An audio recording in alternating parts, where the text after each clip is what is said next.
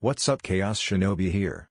This is what if neglected Naruto hates his family. Summary: Naruto is ignored and neglected, living in the shadows of his sister.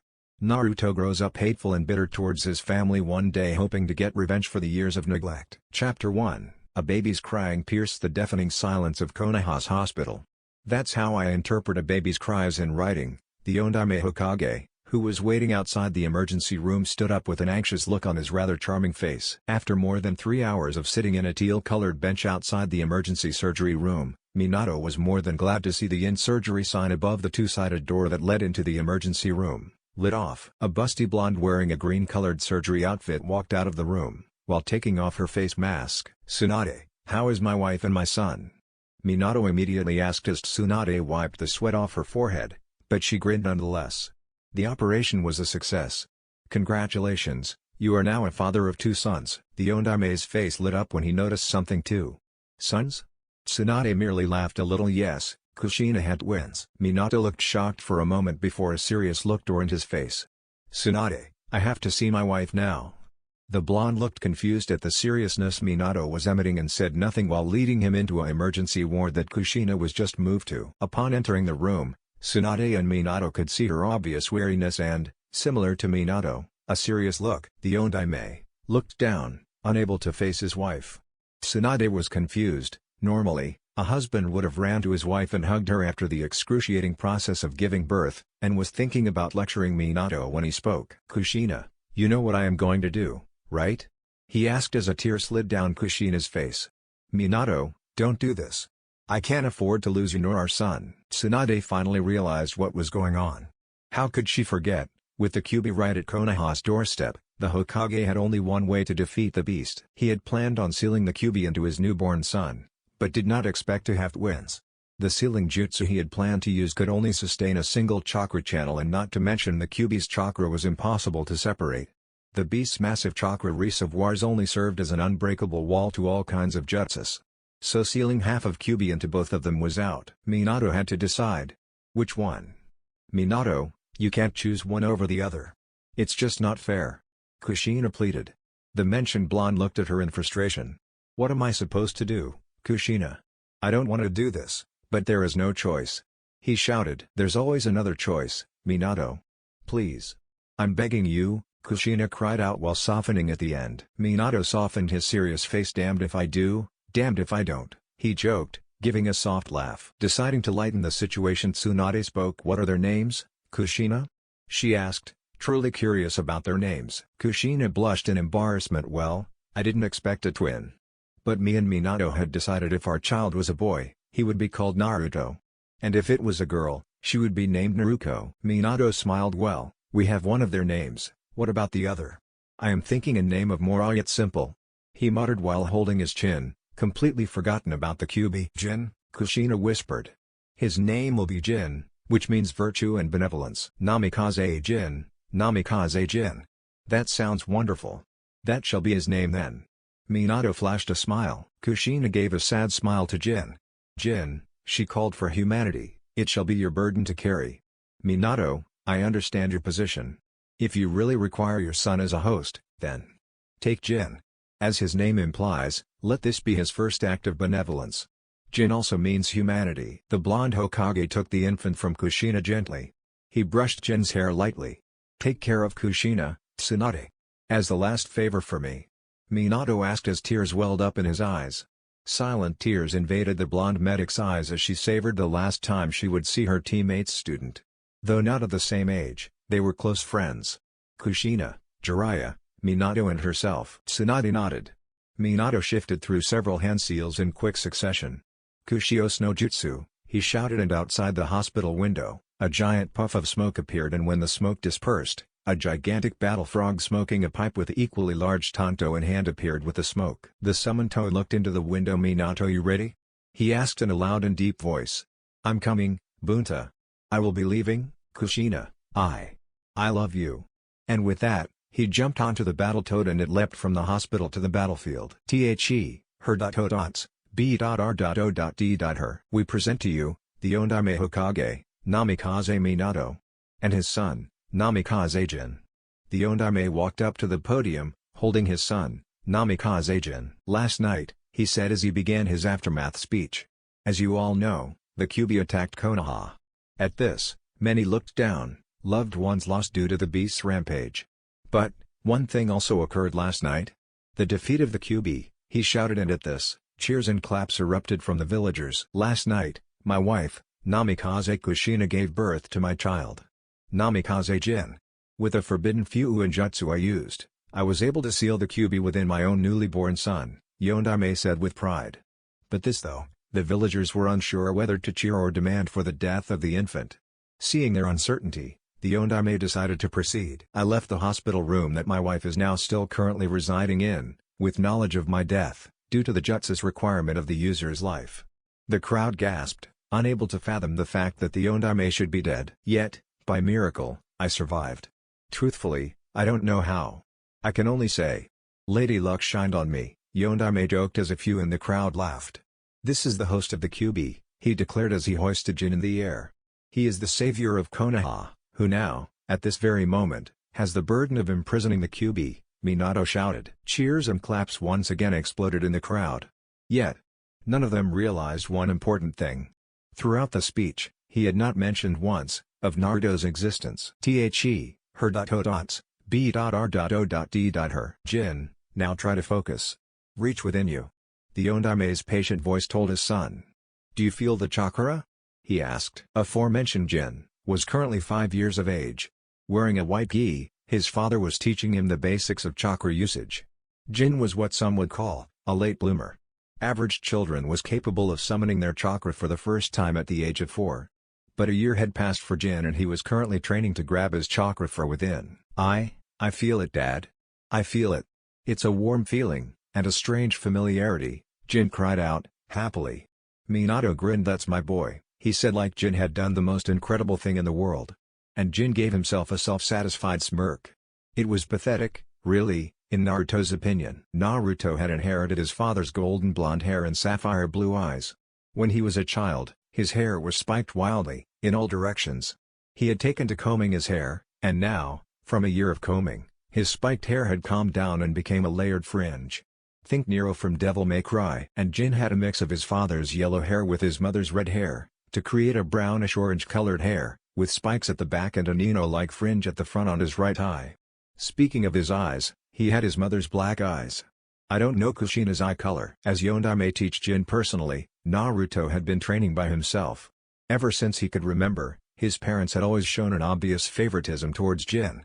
As the Jinchuriki, they were always so proud he had saved Konoha, despite the obvious lack of talent in his part. Reaching his chakra. Naruto could do that since he was 3.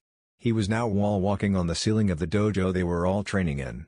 As he walked directly above Jin, he was grabbed from the collar by Minato and pulled to the ground. He landed in a heap, taken by surprise, though the Yondaime did not seem to care much. Naruto, teach your brother how to gather his chakra. I'm going to go find some notes for him. It was obvious their father was quickly getting frustrated by the incompetence his brother was radiating. As their father left, Jin quickly turned to his brother Oibakanaru, hurry up and give me the scroll. Naruto raised one eyebrow. Scroll? He asked, truly confused. Yes. The scroll where you learn how to use your chakra. Jin replied, annoyed. I do not understand. Naruto was cut off by his twin. Stop bullshitting. There must be some secret technique you know, or it would be impossible for you to be better than me. Though Naruto enjoyed seeing his twin complain how Naruto was better than him because of a scroll, even though he did not have a thing like that, it was quickly getting annoying as well. Brother, for the 5th time this week, I do not have a secret technique scroll. Jin gritted his teeth. Fine, if you don't want to help me then, maybe father can make you. With that, Jin pulled back his arm, and for some reason hit himself on the jaw as hard as his 5-year-old arm could, which wasn't very hard, but strong enough to leave a slight bruising. Jin smirked and began loudly crying. Naruto widened his eyes as he figured out his plan. At once, and with a yellow flash, Minato was standing beside Jin. He started asking what was wrong, and when he saw the bruise on his cheek, he demanded an answer from Naruto. The blonde was about to say Jin hit himself when Jin started first. Naruto, he punched me when I asked him a question. And with the answer, he continued bawling in tears louder. Dad, I can X. He wasn't given a chance to finish when the Yondaime slapped him in the face. Naruto accidentally bit his tongue and blood leaked out of the corner of his mouth. Insert Yondaime's hateful lecture. I really can't stand writing that kind of stuff." After the long scolding from his father, Minato took Jin and decided to go to the courtyard to train for the rest of the day and switched off the lights to the dojo, ignoring Naruto who was still standing on the same spot as he was when being scolded. Tears threatened to leave his eyes as he nursed his red cheek.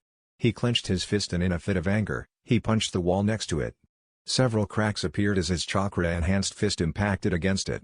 Naruto clenched his eyes shut, his hatred for Jin increasing another notch. Between his parents, Minato always favored Jin over him and Kushina did as well, though more subtle with it. Deciding to forget about what had happened, he decided some muscle pains would be appropriate. He rushed to the leather punching bag filled with sand and began to rapidly land attacks on it. Punches and kicks, until his fists and knees had blisters. Her. B.R.O.D.her. It was the first day of the academy and Jin was clearly excited about it.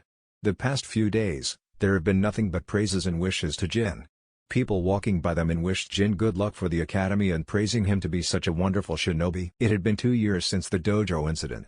Jin suddenly found his method worked very well. Every time he hurt himself, Minato would hurt Naruto even more. Kushina always made Jin's favorite dishes as well. Only Jin's favorite dishes. Now, they were walking down the streets accompanied by the Yondaime and his wife. Jin was standing between Minato and Kushina as they walked side by side to him, with Naruto trailing slightly behind them. Jin was wearing a yellow shirt with a dark green Konoha symbol on the back, and cargo shorts that reached his calf with blue shinobi sandals. He had carried along a big bag with him, looking rather stupid in Naruto's opinion. Naruto himself only had a small sealing scroll strapped to his waist. It was more convenient, lighter and doesn't look as stupid as carrying a huge bag. As they continue heading to the academy, many villagers who passed by greeted their Yondaime, Kushina and their hero's son. Cheers along the streets. Naruto merely narrowed his eyes. When they reached the academy, it was slightly worse than Naruto thought. He wasn't a sociable person, and seeing the many children running towards the academy's front door made him worry a little. Immediately when they were close to the academy, Naruto could see some girls with hearts in their eyes as they stared lovingly at Jin. His brother was always the charmer, with his fame and all. Jin noticed them as well, but chose to ignore them and puffed up his chest. He loved the attention villagers threw at him. Though some would consider having a demon sealed in their belly a curse, but Jin treated it as if it was a gift from God. He always bragged about how he saved the village. Fucking self-centered douchebag. They reached the academy's reception and there the Yondaime and his wife parted with their son, wishing good luck. Naruto stood a few meters away, opting to observe the place he was going to study in for the next 6 years. It was relatively big, he thought. It had to be big to occupy so many students. There was at least 50 students in each level and not to mention the facilities like the dojo, training grounds, etc. The twins entered their first-year classroom, and immediately all noise inside stopped. Everybody stopped what they were doing and stared at the twins. Stared at Jin. After all, the legendary hero who defeated the Kyuubi was about to study in their class. Girls stared dreamily at him while boys were just looking at him in awe and indifference. Jin walked to the second row, where an empty seat was stuck out like a sore thumb in the row of students. And he seated in it, began conversing with his neighbors. Naruto chose to seat at a more inconspicuous seat, at the back of the classroom. When he reached the last row, he noticed there was already a person in it, a sleeping boy with a pineapple-like haircut. Seating 2 seats from him, Naruto took out a book to read. It was titled Hino Kuni, Bingo Book. Her. B.R.O.D.her. The next few years went by in a blink of an eye. As usual, Jin was praised for everything he did. Even accidentally hitting an instructor's shoulder during kunai throwing practice. Great aim, they called it. How retarded was that? And, as usual, Naruto was always better than Jin. Heck, better than most students above their age, really. He had a full marks for all things. Ninjutsu, taijutsu, weapons, etc. And he really had to think it was unfair when his grades were swapped with Jin. Every year, at the end of the year, his grades would be swapped with Jin's. Naruto would receive Jin's mediocre grades and Jin would receive the title of first in class. It was funny how the Hokage could abuse his authority with just a snap of his fingers. Nonetheless, Naruto thought of it as a compliment to him and an insult to Jin. Obviously, the boy can't do anything good himself and needed Naruto's grades to make himself look good. Pathetic. He would often think. What was weird is that even though Naruto scored full marks in tests like accuracy with weapons, or taijutsu in front of the class, they refused to accept Naruto as their better and continued to ridicule him for Jin's low marks. He would prove them wrong when he became Hokage. Yes, he wanted to be the Hokage. Not just for his desire for recognition, nor the multiple perks of that title. No, he wanted to change the village. Change the world. Naruto had some dark desires in his heart that no one knew about. No one will know about. He will show the village, he will cleanse this corrupt world, filled with lies and filthy sins. Then, perhaps he would soon be recognized as the better of the twins, not just as the hero's brother. "Happy birthday, kid." A man with a mane of unruly white hair shouted as he ruffled Jin's hair affectionately. "Arigato, Uro-sennin." The Jinchuriki replied happily. It was Jin's birthday. No, it was their birthday. Yet he had only received a single happy birthday from the Sandaime, and that was only after he'd forgotten his present when he bought a set of limited edition camo weapons set for Jin. It's basically kunai and shuriken in camo paint. Naruto stood in the corner of the living room as a dozen of people went over to Jin and wished him a happy birthday and giving him birthday presents. The room was packed full of over 100 people, but Minato was by no means mediocre, and his living room could pack double that amount of people. More than 100 presents wrapped in shiny wrapping paper and ribbons were piled on a table and floor. Naruto stared at the presents, green in envy. The guests then began to leave, except for those close to Jin or his parents. Jin ran to the presents and using his new kamo kunai, began to rip the wrapping paper. Naruto was disgusted at his use of such a precious weapon as a simple paper cutter. The first present he opened was from the White Eyes, as Jin had loudly proclaimed. It was a scroll on advanced chakra control.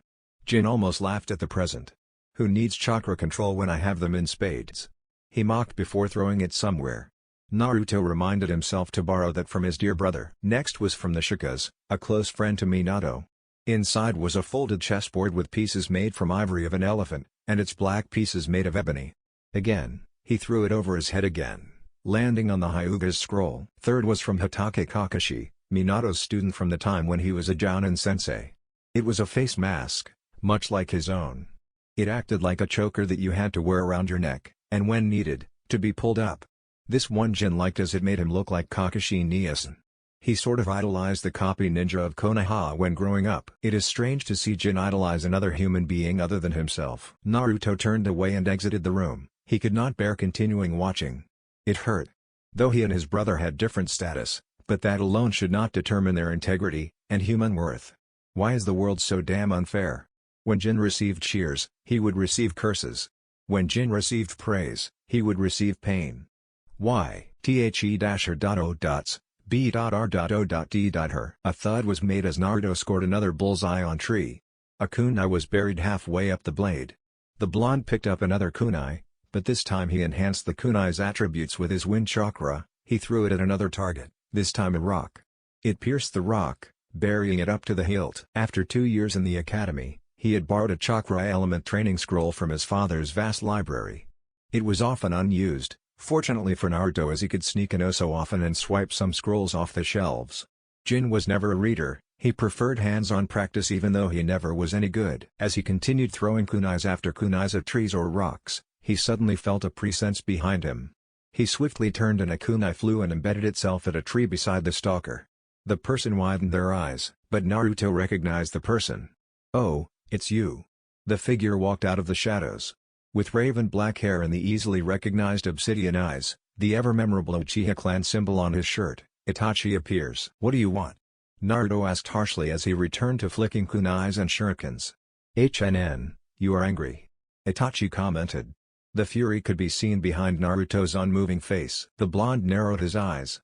"What do you want?" he shouted, this time pumping too much chakra in his kunai, and a small explosion occurred when his kunai hit a rock. "Why the anger? And I came all the way here to give you a birthday present too." Naruto lifted an eyebrow. "Present?" The blonde may not think like a 10-year-old, but he is still a kid. The mention of a birthday present intrigued and excited him. Itachi flicked out something and threw it at Naruto. The blonde caught it, of course. The present was 2 beautifully crafted butterfly knives. Google for image. It was an enchanting silver with its blades longer than a normal butterfly knife. Naruto immediately opened his mouth in a woe, and began doing tricks with them, flipping the blade out and flipping it in. The blade and handle are made from carbon steel, for lightweight maneuvering. "Hope you like it." Itachi finished with a small smile. Naruto regained his composure and returned the knife to its handle. "Thanks," he merely said. Itachi turned around and began to walk off. "Naruto, my offer still stands. I am doing it tomorrow, you know where to meet me," he declared. The blonde narrowed his eyes, staring at the butterfly knives. Itachi, how are you so sure I won't tell people what you will do? The Uchiha turned his head towards Naruto because I know you hold no loyalty to neither this village nor your father. And with that, the 15-year-old Anbu captain shined away.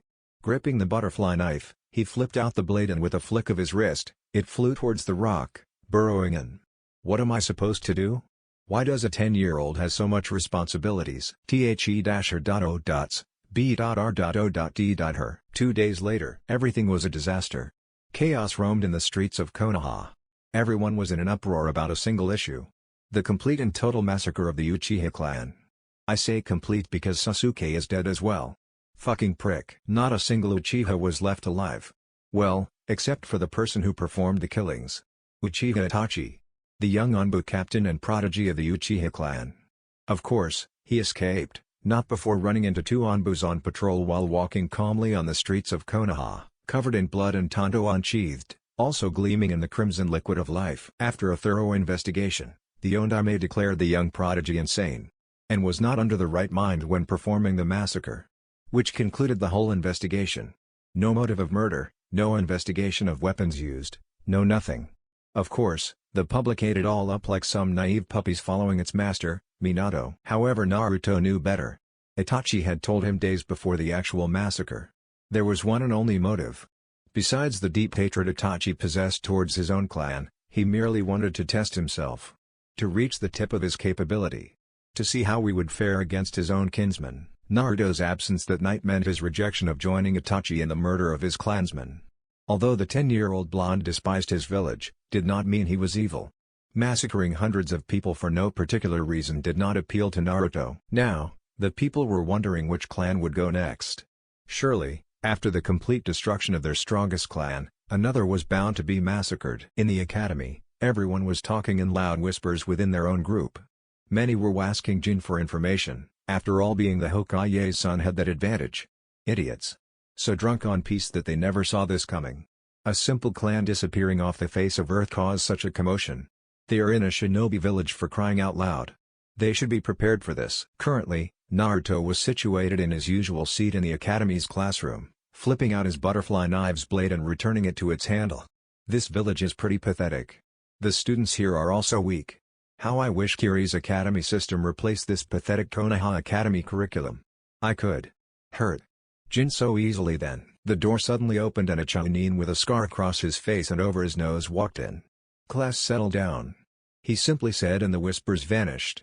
As most of you may have known by now, the Uchiha clan is. He hesitated, trying to find a good word. Now no more.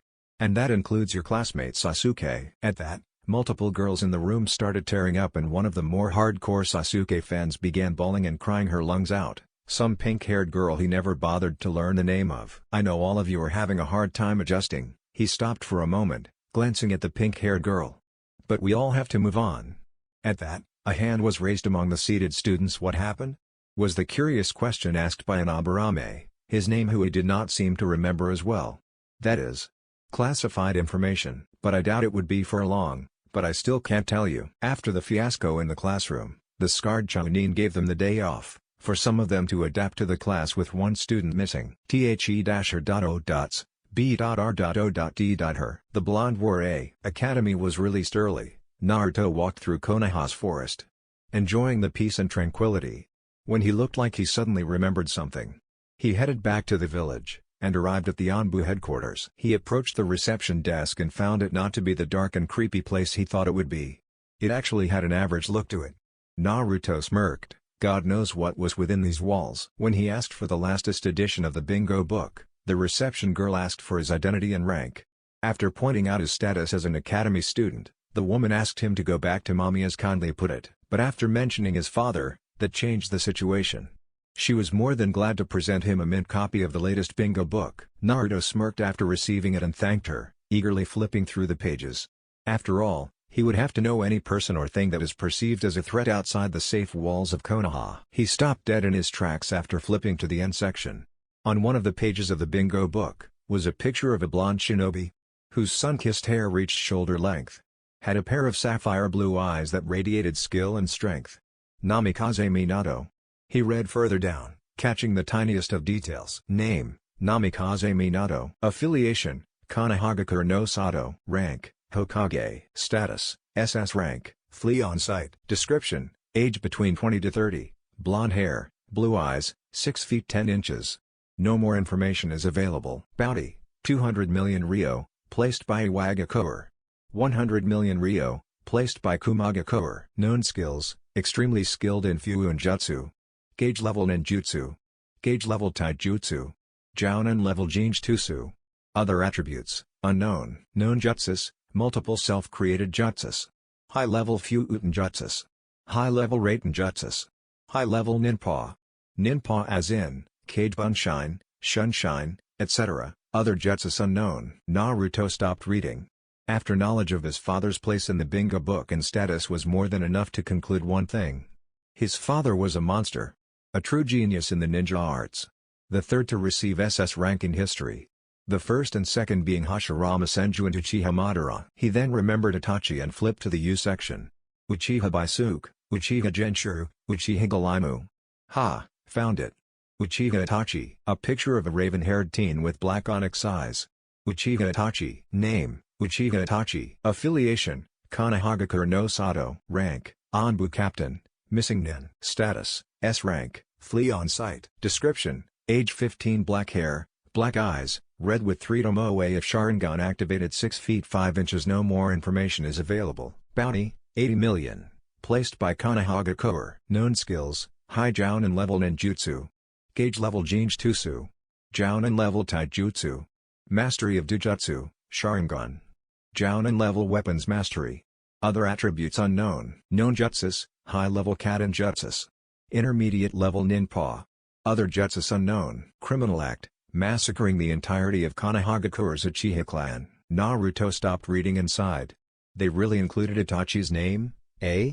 That was quick, considering the massacre only occurred 2 days ago. Time skipped to second day of the last year of academy. Iruka was babbling on about some boring stuff on the history of the elemental countries or something. Naruto wasn't paying much attention.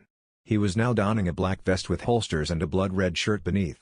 The vest contained thin metal plates within its fabric, for extra protection. Below, he wore a long pair of khaki pants with multiple holsters and pockets as well, and a pair of black steel-toed military combat boots. His 2 butterfly knives sheathed on a belt behind his waist. He was seated on the top left corner of the class, nearest to the windows. He looked out, and stared at the blue sky and green leaves in reminiscence about the past few years. It had been 3 years since the Uchiha massacre, and the scar left on the village have not been forgotten. After all, the loss of their strongest clan, which, by the way, could not even fend off an attack from a single shinobi, hurt the village a lot. Sarcasm aside, the Uchihas were actually a crucial part of the village's security and economy. They alone purchased 20% of most ninja weapons and daily necessities. They formed up to 85% of the Konoha military police force. They were promptly disbanded as there was simply not enough people. Not to mention their eyes. All that it came down to was their eyes. Their precious, mightier-than-thou Sharingan eyes. Losing them was a huge setback to Konoha's shinobi forces. It was their dojutsu that other countries feared. The Sharingan, as infamous as the clan that possessed it, was truly one of the most deadly tools in the shinobi world. It was, after all, their eyes that led the Uchiha to be one of the strongest clans during the Warring Clan period. Then again, some people were glad and pleased the Uchiha were gone. They were the Hyuga, the rival of the Uchiha clan. Fuck, this is getting boring. Not going to do the whole clan wars history. Fast forward, fast forward, fast forward. There we go. Over the years, the few things that did not change in Naruto's eyes, were the obvious favoritism towards his brother. Everyone loved him. And I mean everyone. There was simply no wrong in him. Not a single evil bone within his body. His ego was being stroked every single minute in this village. His arrogance growing every time someone praised him, even for doing absolutely nothing but living. His ego was so out of whack that it would do whatever it can to protect himself. Jin's messed up ego can do these mental gymnastics to convince himself he is awesome, when really he's just a douchebag. And the worst part, everyone is buying it. From South Park, my favorite American cartoon, which I do not own. It angered Naruto just thinking about it. Oh yeah, the anime had been continuing for the past 6 fucking years. Swapping Jin's grades with his. Made him like the freaking dead last. And the worst part? He couldn't do a single shit about it. He could reveal it to the village with undisputed evidence, but his father have had the village so brainwashed, They would believe anything he says. Who would the village believe? His father, Konoha's hero and Yondaime Hokage, or his lesser-known, shady son? He would sooner be crucified by the villagers than do any lasting damage on his father's reputation in his propaganda-filled village. But if there was one good trait in Namikaze Naruto, was his endurance and willpower. Endure. Just endure this. He would tell himself as he clenched his fist in anger, and grit his teeth in rage. Naruto would take his anger out on the training grounds surrounding the village. Practicing jutsu after jutsu. Utilizing his chakra elemental affinity to the maximum. Oh yes, he discovered his elemental affinity when he was 11. A year after the massacre. After reading tales of legendary shinobi around the globe, he quickly noticed that each ninja specialized in a specific element or elements. After discovering the existence of elemental chakra affinities, he quickly learned high-ranked jutsus of his elements, being wind, lightning and fire. A strange combination, in fact a very rare one. Like his father, he possessed wind and lightning, and from his mother, his fire affinity. To date, he knows of more than 20 B-ranked jutsus, 10 A-ranked jutsus containing all three elements, and a single S-ranked twin jutsu he borrowed from his father's private jutsu library. Wait, he had 2 years yet he only learned less than 50 jutsus?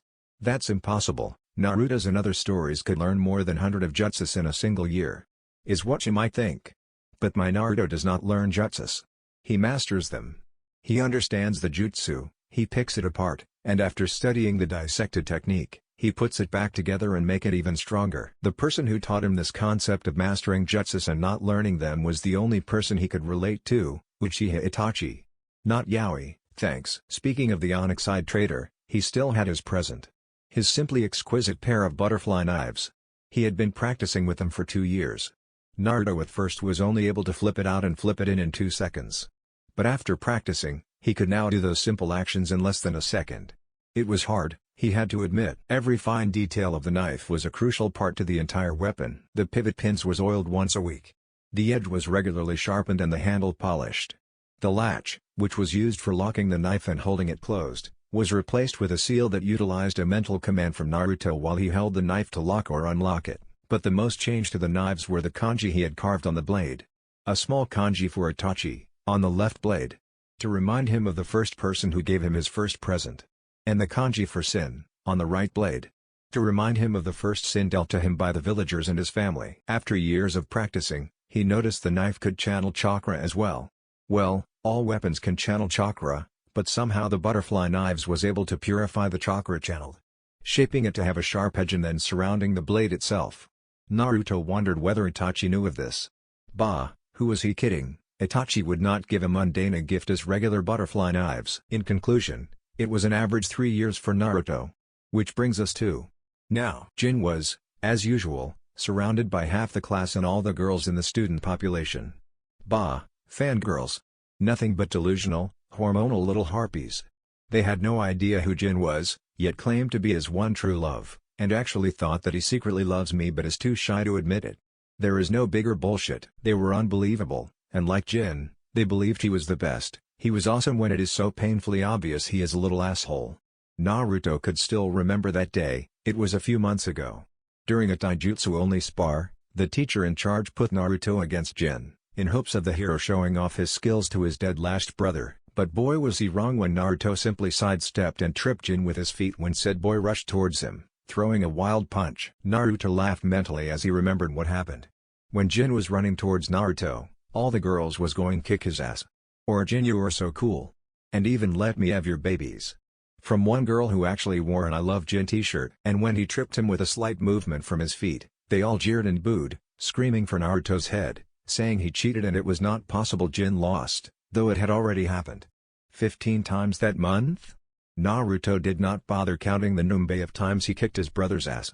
Yet how he still acted like a pompous ass was beyond Naruto. He smirked at Jin's direction, thinking of his bruised face from the last time Naruto punched him during their taijutsu spar, tired of the same old routine which included Jin running at Naruto, every single time, Naruto tripping Jin, every single time, and everyone shouting he cheated, every single time. Somehow, Jin caught Naruto looking at him, and for some insignificant reason decided to walk over to Naruto, with his little gang following him. Hey!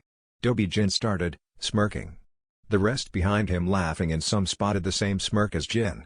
Naruto closed his eyes, sighed heavily and looked back at Jin. What do you want, brother? Jin looked angry at that dobe. "Don't call me brother, you don't deserve me as your brother." Naruto merely continued staring at him with indifference. His brother narrowed his eyes. "Stop looking at me," he demanded, and Naruto, simply hoping he would just leave and stop bothering him, complied. He looked directly in front, seemingly ignoring Jin. Now Jin was getting frustrated. "Don't ignore me, you useless demlest." Naruto sighed, and looked back, with his cold empty eyes, emotionless face and dull facial expression. Jin growled, surprising those around him. "Why you? Dobe.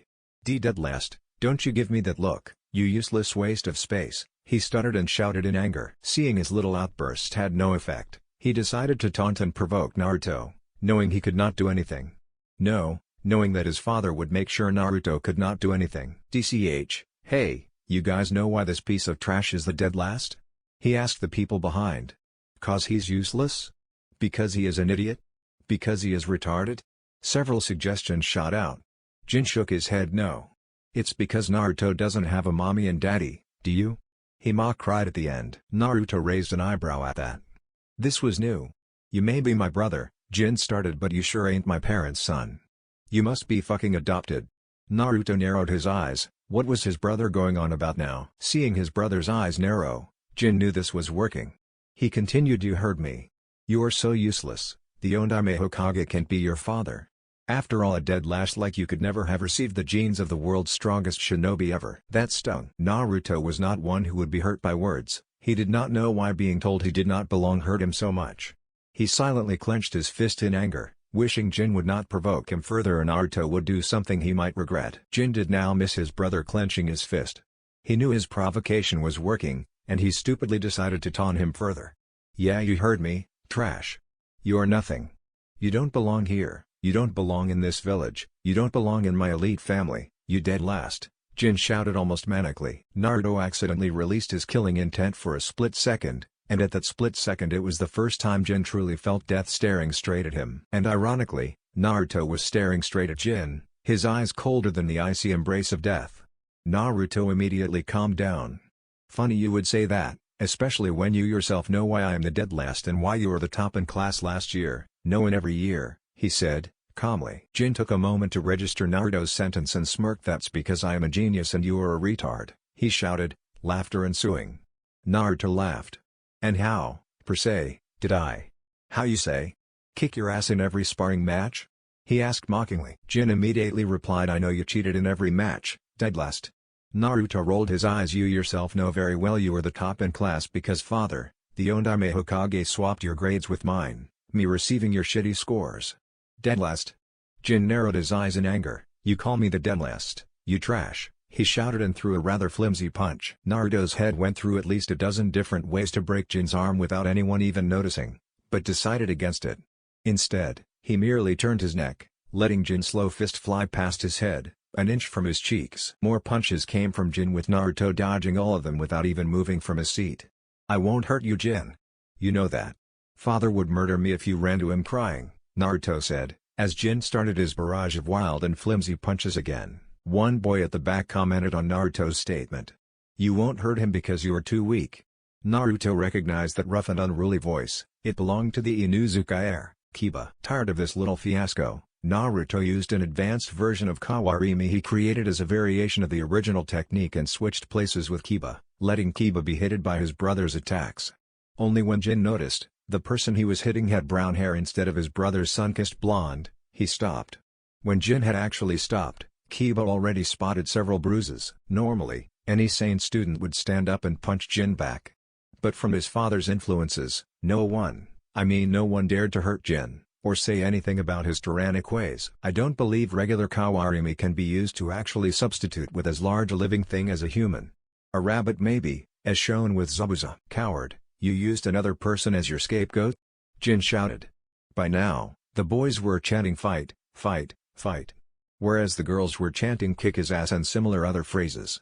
Naruto merely stood in apathy, looking at the scene with nothing but cold indifference, ignoring and drowning out the masses cheering and jeering. Once Jin spotted his brother, he performed several hand seals and clapped his hands together. "Futon, Repushu," he shouted out, and despite the many students in front of him, he pushed forward with his wind chakra enhanced palm attack, knocking several students off their feet, as he headed towards Naruto. Said blonde narrowed his eyes and with a swift flick of his arm, he gripped Jin's wrist, the wind chakra floating harmlessly around his outstretched palm. Weak. Naruto muttered, and after the chakra dissipated, he pushed the hand away and walked off. Damn it. Jin growled, don't try to run away, Baka Naruto. His brother looked back. Fuck off, Jin. He simply said before heading to the door. But the door opened in front of him and Iruka stared surprised at Naruto. Class is starting, Namikaze-san. Where are you going? The scar-faced Chunin asked. Naruto looked back, glancing at Jin and his groupies before answering TCH. He pushed Iruka out of the way and walked out. The.O.B.R.O.D.her. It was near sunset when Naruto returned home. Where he was the whole day was a mystery. The moment Naruto stepped into the rather large mansion, he met his mother, as if she was waiting for him. Mother. He greeted and continued walking, but was stopped by Kushina. And where have you been, Naruto? She asked, anger's obvious presence in her voice. Out. Naruto merely answered. Kushina narrowed her eyes. Your brother told me you skipped school today. His brother, eh? Yeah. He replied. Why did you skip school? Even if you're the dead last of your class, you should moreover work harder, right? She demanded. Naruto closed his eyes in silent anger. Funny how everyone thought he was a dead last. Naruto was about to answer when an actual Rasengan almost hit his face if he had not Kawarimi with the vase lying somewhere. Growling, he searched for the attacker, only to see the cold blue eyes of his father. Minato, why did you do that? Kushina asked, more curiosity than anger. Minato narrowed his eyes in rage. That little dipshit hurt our son. The red-haired Uzumaki shinobi widened her eyes in shock before narrowing them at Naruto. Why do you like hurting your brother, Naruto? She shouted. Even if he is the top of your class, there is no reason to be jealous and attack your brother. You should be glad Jin doesn't hit you back, Kushina yelled at Naruto. Again and again. Seeing Naruto's silence, Minato took it to offense and charged up another Rasengan, albeit only at the first stage, where the Rasengan only has a spiral attack but no power. Naruto recognized the incomplete Rasengan, and when Minato attacked him with it, Naruto did the only thing he learned all these years. Just endure. The spiraling orb smashed into Naruto's gut, sending him out of the front door, landing outside. Blood dripped out of Naruto's mouth. Though it was only at its first stage, but in the hands of the true master of the shinobi arts like Minato, it was incredibly deadly. The blonde-haired academy student lay on the ground, nursing his wound, noting his shredded shirt. And don't even think about coming back, you little bastard. He screamed at Naruto and slammed the door, leaving an injured Naruto outside. Said blonde stood up gently, trying to avoid any more damage to his body. Are you okay? Naruto widened his eyes, and jumped back, pulling out a kunai at the same time. Only to see a middle-aged man standing where he stood. Naruto recognized him. Bandages covered half his body. Only his left eye and lower face was shown. A cross-shaped scar dotting his chin and a black sling held his supposedly crippled right arm. What do you want, Danzo? The question hung in the air in an awkward silence. Danzo turned towards Naruto. I merely wanted to know if you were okay.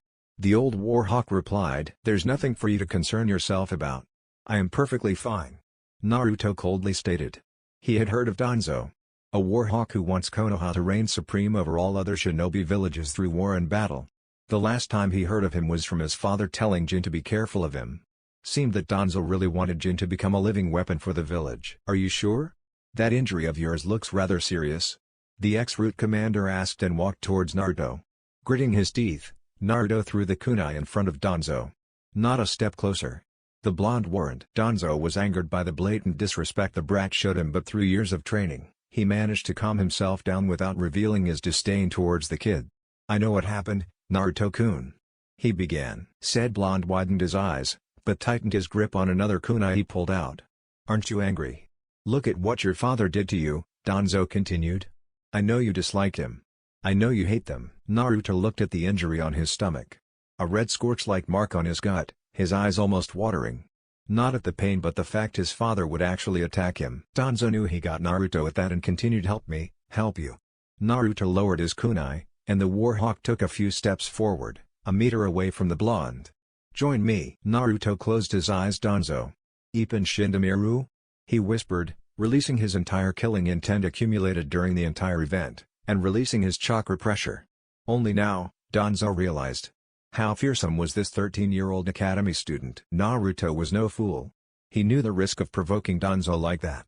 He was in fact a Nanbu commander, albeit retired. But still, he continued, "Do you believe me to be stupid? If you do, then you are no better than the rest of the idiots in this village. I will not assist you in your pathetic attempt at ruling this village," Naruto shouted. Danzo narrowed his eyes, seething in anger. "Do not mock me, boy. I can easily snap you in two like a toothpick if I choose to." Naruto narrowed his eyes in return. "And do not assume you know me, Danzo. Do not even think for a second you understand me. And never try to fool me again, or I will hunt you down, Danzo. I will hunt you down and gut you. Namikaze Naruto is no one's slave." Naruto screamed, glaring at the other with all the rage he could muster. Said shinobi recoiled at his threat. "This is not over, brat. No, this is far from over," he threatened and promptly disappeared. At his disappearance, Naruto let out a breath he did not even know was there. Sweat matted his brows. That was close. Very close. Danzo could have killed him right there. The only reason he did not do so was because Minato might have come out angry that Danzo was going to stain the house's front steps. The blonde student kept his kunais. Glancing back at the house, he decided to stay out for the night. Let the folks cool down. They always do. His parents would either forgive him or forget about the whole incident altogether. Most likely the latter. Looking at his supply pouch, he noticed his ninja tools were running low, so Naruto decided to pay the local ninja weapons shop a visit. Walking down the streets, he noticed it was much quieter than when he walked with his brother. When walking along with Jin, there would be whispers, greetings, and he always had to stop every minute for some random person to shake hands with Jin. Said Jinchuriki, of course, relishing in the attention. Now, the people did not notice him. To them he was just another person on the streets. Naruto found it to be refreshing. Away from all the noise. Something caught his eyes though. It was a jutsu shop. Curious. He had never known there was a shop selling jutsus. Walking in, he found it to be quite spacious, though its shelves neatly contained jutsus, categorized according to rank, type and element. It was filled with customers as well. From academy students, to jounin even, all looking at the many technique scrolls. Amusing himself, Naruto decided to explore the newly found store. Walking towards the fire jutsu section, he found several basic techniques only, much to Naruto's distaste. Katen, Enden, Katen, Gukakuo. The highest he saw was only a Katen, Ryuka. How disappointing. Though none of it was good, it was fun to see so many different techniques, even if many of them were absolutely useless. Then Naruto reached the taijutsu section. It was a small section, it only contained less than a dozen styles. Some of them even more useless than the academy style. Well, Naruto did not need any of the styles here though. He already had the 5 elements style. The 5 elements style contained 5 different variations of it, each named after one of the 5 elements: fire, water, wind, earth, and lightning. Each required a specific style of fighting. The fire stance used strong barrages of attacks that kept the enemy busy in order to deliver a powerful and fatal attack when a chance was given. The water stance used fluid and flexible motions to flow around the opponent's attack, using their own force against them. The earth stance used rigid and heavy defense, which led to the attacker more hurt than the user. The wind stance used constant movement around the enemy to deliver swift punches and jabs. The opponent would most likely wear themselves out before the user needed to strike the final blow. The lightning stance used quick, precise and fatal strikes to a single area, leaving the opponent either in a whole lot of pain or heavily injured. Out of these 5, Naruto only managed to master the wind stance. He had the basics of the lightning stance down, and a brief knowledge of the fire stance. End of taijutsu explanation. Now where was I? Yes, Naruto left the store and headed towards the weapons shop, deciding not to be distracted after noticing night nearing. When he reached the weapons shop, he was glad to still see other customers as well. After browsing through the shop's stock, he noticed the weapons were of rather low quality.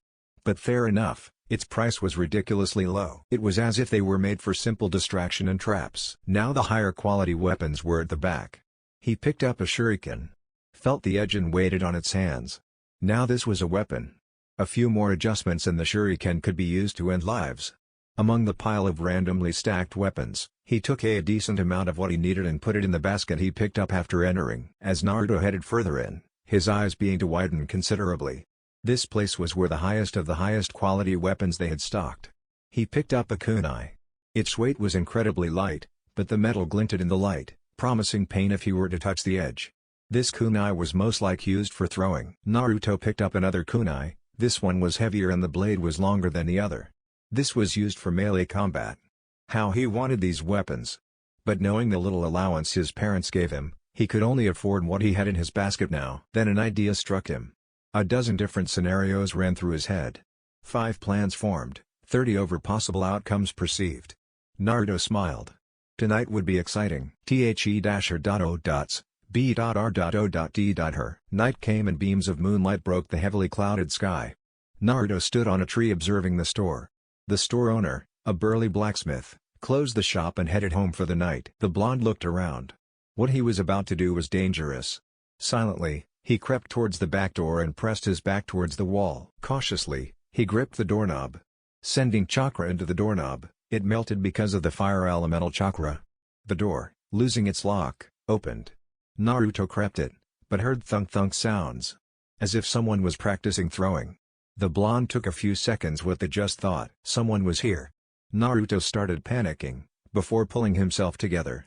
Looking at the door's melted doorknob, he realized there was no way out of this. He was in too deep, and the only way out was with the weapons Naruto was here for. Hardening his eyes, he headed towards the front of the store, where the weapons were kept. There they were, black metal almost camouflaging in the dark. He picked up one of them and started examining it. Yes, this was the one he wanted. He slowly took several of them and sealed them in a storage scroll he always carried with him. But a sudden shout interrupted him. "Who's there?" Naruto widened his eyes.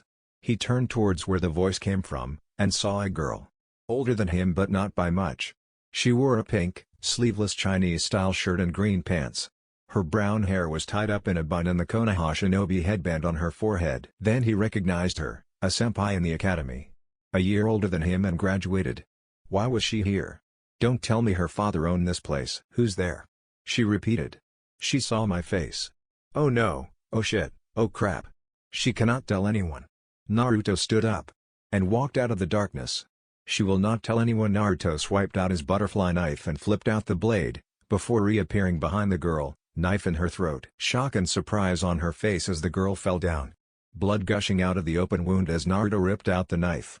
No sound was made, and after staring at the bloody body for a minute, Naruto finally realized what he had done. He collapsed, kneeling down. Naruto's legs no longer able to support himself. His eyes widened and mouth agape. Only survival instincts keeping him from yelling in shock and fear. Naruto glanced at the bloodied knife and back at the body. Realization kicking in. He took a life. He stabbed her throat. That night, Namikaze Uzumaki Naruto for the first time in his life, killed. The.O.B.R.O.D.her.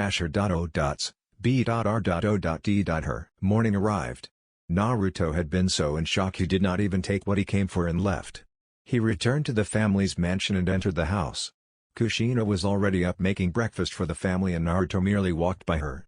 She saw him but didn't say anything. She must have forgotten. The blonde entered his room. Still shocked at what happened last night? He killed a person. Killed. And strangely, he felt no regret. In fact, a small, tiny part of him enjoyed it. Enjoyed the sound when his blade entered his victim and the satisfaction of killing. Naruto took out his butterfly knife, still stained with last night's blood. He quickly wiped the blood off. No one must know. The.O.B.R.O.D.her. That morning, Jin and Naruto went to the academy as usual. His brother had acted as if nothing had happened. Naruto was content with that. The last thing he needed was Jin all in his face about yesterday. As usual, villagers came and shook his hand, greeting Jin. Aforementioned Jinchuriki grinning in pride, arrogance and the same higher-than-thou look on his face. They reached the academy on time though, despite the many distractions along the way. And like every other morning, Jin sat at the right side of the academy, and Naruto on the top left. His brother was still surrounded by dozens of students and Naruto was still seated alone. When something caught his eyes. The dark, slightly violet hair. The pale creamy skin. The white, almost pupilless eyes. Hyuga Hinata. The one person, Naruto actually like in the whole village. No, not like. More like he had a crush on her. Naruto blushed at the thought of his crush. Anyways, as she entered the classroom, Hinata noticed something. The love of her life. Jin. That's right. As hard as it was for Naruto to admit, Hinata simply adored Jin. The look in Hinata's eyes whenever she caught a glance at him, the blush that laced her cheeks every time Jin looked at her. Naruto hated it. Why did the only person he liked had to love the pampered little bastard that was his brother? That really hurt him. Knowing how his crush loved his most hated person. The heartbreak he felt when he learned of this was almost unbearable, but he coped. Life was not fair. That was what he learned after 13 years of living in this shithole village. Hinata walked to Jin, still blushing and stuttering as she talked to him. Jin caught Naruto's glance at Hinata. Oh, he knew. His brother knew about Naruto's little crush. That was why, at every chance he got, he would do this. Jin got up and suddenly hugged Hinata. Whispering in her ears, "Hug me." Said Hyuga would blush and hug him back. Content. Naruto would grit his teeth in silent anger. It was moments like these that made him contemplate just killing his brother and be done with it. But his instinct for survival overwhelmed his desire to end his brother's life. The girls watched in envy as Jin embraced Hinata, while the boys looked in jealousy. Aforementioned Hyuga was the cream of the crop, one might say. The girl most desired in the class. She was pure. Unlike the other skanks, her only undoing was her moronic crush on Jin. One might call her stupidly in love. Class quickly went on for the day without his brother further provoking or taunting Naruto. Having learned the lesson a day ago, the year passed by faster than Naruto expected. No more incidents occurred. Though his brother had continued insulting Naruto at every moment possible, the blonde had learned to just ignore Jin. Naruto learned a dozen more jutsus, this time a few B ranks and the rest C ranks. Why the sudden decrease in quality of his jutsus? Well, since Jin was hurt by Naruto that day, his brother demanded to learn stronger jutsus. So the Yondaime and Jin spent more time in the jutsu library's more diverse section, leaving Naruto only able to roam around the lesser of the library. But even with the incredibly detailed jutsu scrolls, Jin had only managed to learn a single A-rank jutsu, which was his father's Rasengan. But the little prick only managed to get past the first step after 3 months. That was almost laughable. And all in all, it took him more than 8 months to even form a complete Rasengan. Despite his father's constant tutoring and information, Jin was not even able to form the Rasengan without 2 Kage Bunshines by his side to stabilize his chaotic Rasengan. Jin was not able to completely control his Rasengan alone, as he simply skipped the last step after spending a month on it. He had no patience, and after finding out he could try to control the technique with clones, he decided to go with that instead of actually learning to use the technique properly. Of course, once he finished it, everybody called him a genius. Who completed a technique Naruto thought was useless after mastering it in a week, in 8 months. But I am just going off topic. Now moving on. Today was the academy graduation day, which required them to pass a simple ninjutsu test. Now that might sound hard, but snicker, they only needed to perform the 3 most basic jutsus in the entire history of jutsus. Ever. I am serious. The henge, kawarimi, and the actually lower than useless, Bunshine. Jin was first up. But after performing the 3 required jutsus, in which he barely made 2 Bunshines that was slightly translucent, he requested for an extra test that required the student to perform their best jutsu. And of course, the teachers agreed. Jin, like his usual cocky self, he arrogantly called out his jutsu's name. Kage Bunshine no Jutsu. And 2 copies appeared in a poof, flanking him. Iruka clapped. "Well done, Jin-kun." Said prick smirked. "I am not done yet, Iruka-sensei." Jin gripped his right wrist with his left hand, and his right palm cupped the air. The clones repeatedly hit the air on Jin's palm, and slowly, but surely, the familiar sphere of chakra formed within his hands. Jin smirked, then ran towards the wall. Rasengan, he shouted, and slammed the orb of chakra towards the wall. With a little bam, a crater found itself on the wall with a few cracks. Iruka's mouth was agape, eyes widened.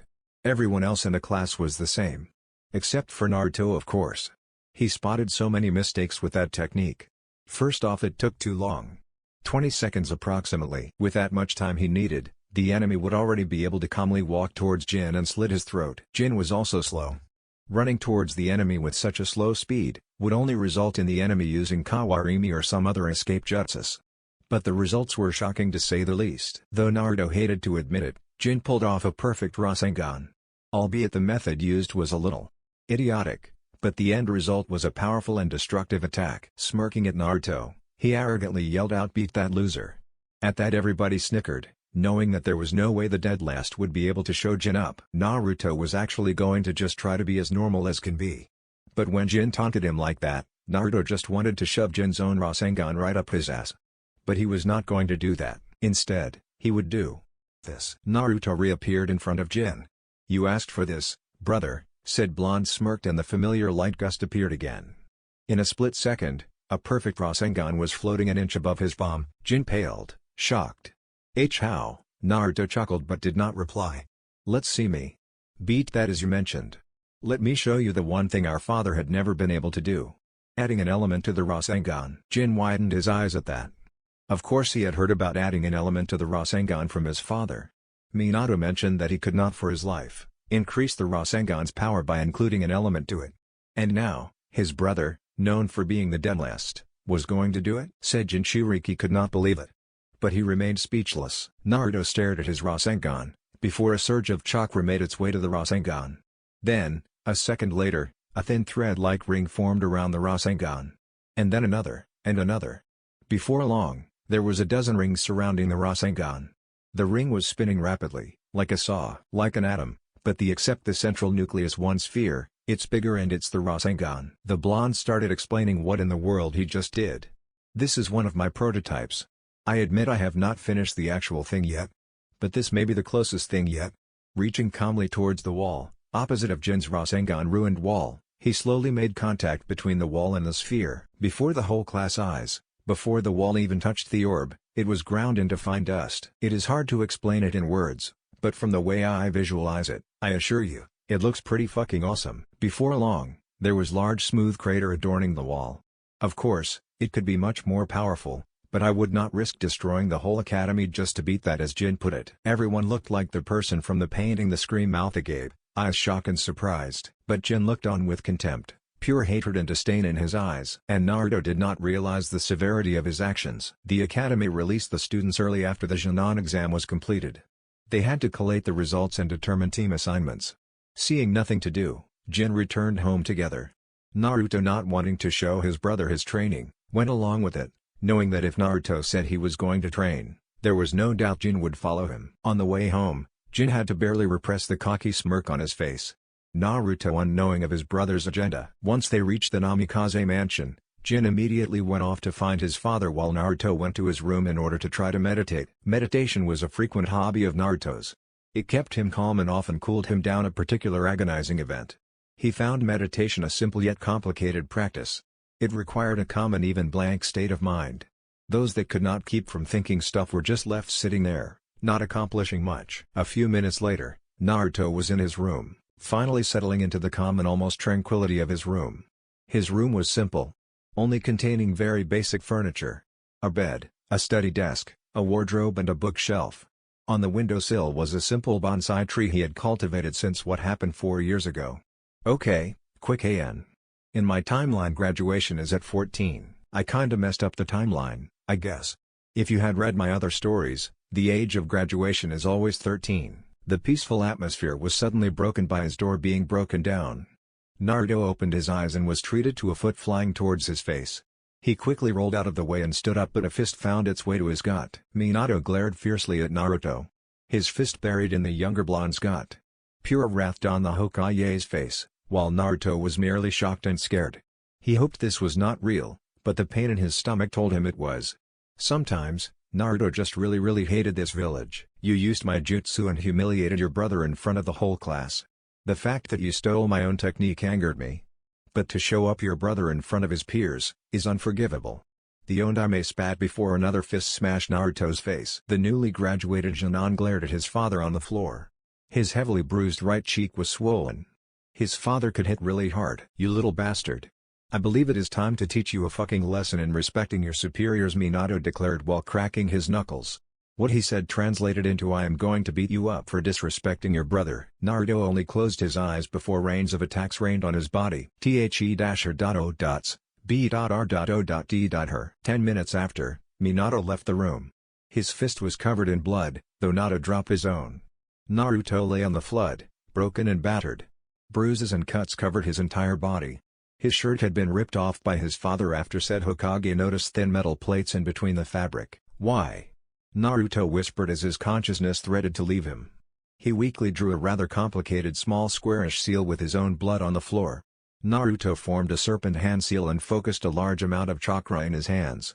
He then directed the chakra to the seal he drew and released a held breath as his wounds began to heal. Healing resuscitation regeneration technique. An A-ranked medical ninjutsu used during operations and surgery by medical shinobi. Normally, a larger seal is drawn and would take a longer time to heal, but that's only with life-threatening wounds. Naruto breathed a sigh of relief as the pain that wrecked his entire body quickly vanished. After this entire body was healed, he released the chakra, with a slight pant. The jutsu normally required 4 people to conduct and hours to complete, but Naruto was naturally a chakra powerhouse, a genetic trait from his father, so only a few minutes was required, especially only for external wounds. Unknowingly, a tear fell from his eye. I don't know how much of this I can take. I might really be tempted to follow Itachi's footsteps. Pulling himself together, he walked towards his wardrobe and pulled out some clothes. Looking at this pants, he decided to change his blood-covered clothing. Naruto changed into a black shirt with a high collar, that had long sleeves on the left and regular sleeves on the right. He strapped a hidden blade holder on his left wrist, concealed by the long sleeve that covered his entire left arm. Hidden blade from Assassin's Creed. Those who played the game before would know how freaking badass it is, and a gray vest with multiple pockets on top. For his lower body, he wore a long pair of baggy khaki pants, also with many pockets. A black loose belt wrapped around his waist that had 4 pouches strapped on the back of the belt. The belt had a sort of magnetic attraction to his pants due to several seals so enemies would not be able to grab the belt. He also wore a comfortable pair of black, military combat boots. It was steel-toed and had a sleek kukri knife in his right boot. The kukri knife has a curved blade, mostly used close combat or even as a throwing weapon. In the hands of a ninja, it can be set as a decapitation tool. The curved knife providing easy cutting into the rounded neck of the victim. With a heavy sigh, Naruto decided to go train, just to forget what happened. The next day quickly arrived. On the way to the academy, Jin kept sending arrogant glances to Naruto, mocking him, as if asking him, "Now do you know what happens when you mess with me?" The blonde merely ignored his childish brother. Today was team assignments, and Naruto was not an expert in stealth for nothing. He snuck into his father's office and took a long glimpse at the list. He noted the people he paid special attention to. Team 7 included Namikaze Jin, Aburame Shino, and at the last name Naruto almost yelled out in anger. Hyuga Hinata. Sensei being Hitake Kakashi. Team 8 included Inuzuka Kiba, Ino Yamanaka, and Akimichi Kuji. Quite a reasonable team. Kiba was the tracker of the team. Ino, the information gatherer and capture specialist. Kuji the main assault and tank of the team. Their formation was, find, immobilize, crush. Sensei being Sarutobi Asuma. Team 10 included Namikaze Naruto, Nara Shikamaru, and Kurogane Kagami. This team however, made no sense to Naruto. They probably piled anyone left over into this team. But Naruto was indifferent to his teammates, maybe slightly glad. Shikamaru wasn't bad. He could have gotten worse, of course. Besides, from what he had observed, Shikamaru was a genius nearing Naruto's caliber. Only his lack of motivation prevented him from soaring to high places. Kagami was not bad as well. Though not a genius, he could still hold his own against a fight. He was 5th place in the boys' ranking system. He was a basically unknown character. Nothing special, completely inconspicuous. He was just one of his classmates as much as Naruto figured. The blonde would have to observe him a little more if he was going to be his teammate. Just so you not be confused, let me explain the ranking system. Jin was 1st, 2nd being Shino. 3rd, Kiba. 4th, Anak. 5th being Kagami. Though Naruto was pretty sure Kagami or anyone above him could take on Jin with no trouble, but it was his sensei that surprised him. No, he was astonished, astounded, stunned, stupefied, dumbfounded, flabbergasted and every other synonym that exists. His sensei was Danzo. How was that even possible? He was once an Anbu commanded, not to mention he was already nearing his 70s. Danzo was already retired, but why was he a sensei now? What was his father thinking? It appeared that Naruto had to get what he wanted to know from Danzo himself, and the very idea appalled to him. In class, Iruka spared no delay. He gave a boring 5-minute speech to the newly graduates, about shinobi responsibility, and the dangers of being ninja, so on so forth. After that, he immediately got to announcing team placement. Team 1 to 6 was merely cannon fodder, so fast forward to after team placement was announced. After every team was fished away, only Team 7 and Team 10 was left.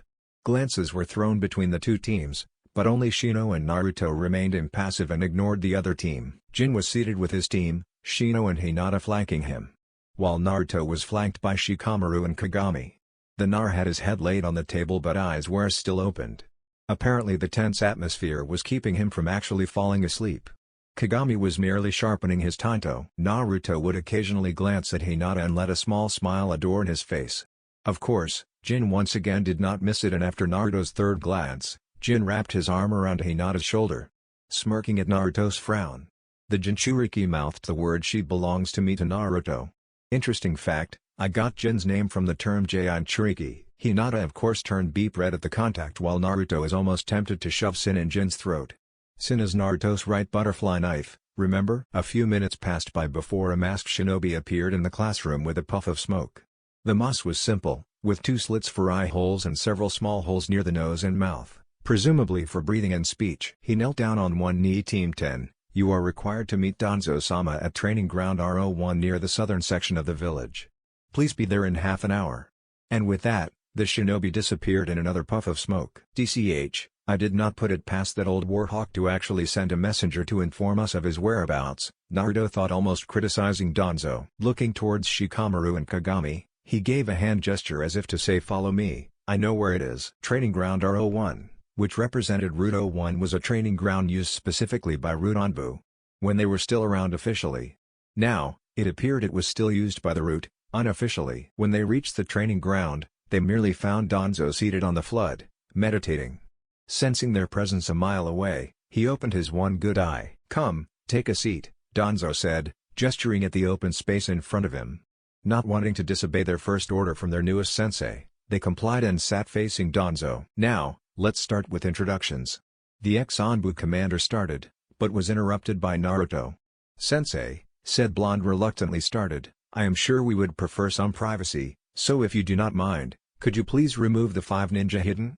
He finished, staring straight at Danzo. The old warhawk looked surprised for a moment, before chuckling and snapped his fingers. Naruto immediately felt the 5 shinobi's presence vanish. Now, I will start first, Danzo declared. My name is Danzo Shimura. I am an ex-Onbu commander of the Route Onbu. I am now your sensei until the Hokage decides to change this. Then he motioned towards Shikamaru. The Nara merely muttered troublesome before continuing. My name is Nara Shikamaru. I am the heir of the Nara clan. He finished, but Danzo urged him to continue, after saying, tell us your likes, dislikes, hobbies and dream. With a heavy sigh, Shikamaru continued, I like sleeping, I guess. I don't like doing troublesome things. I don't have much of a hobby, but I do play shogi frequently. As for dreams, I just want to be a regular shinobi. Marry a regular wife, not very beautiful and not very ugly. Have 2 kids, a girl and a boy, and die before my wife. Danzo nodded, but inwardly he was thinking. I have read his profile.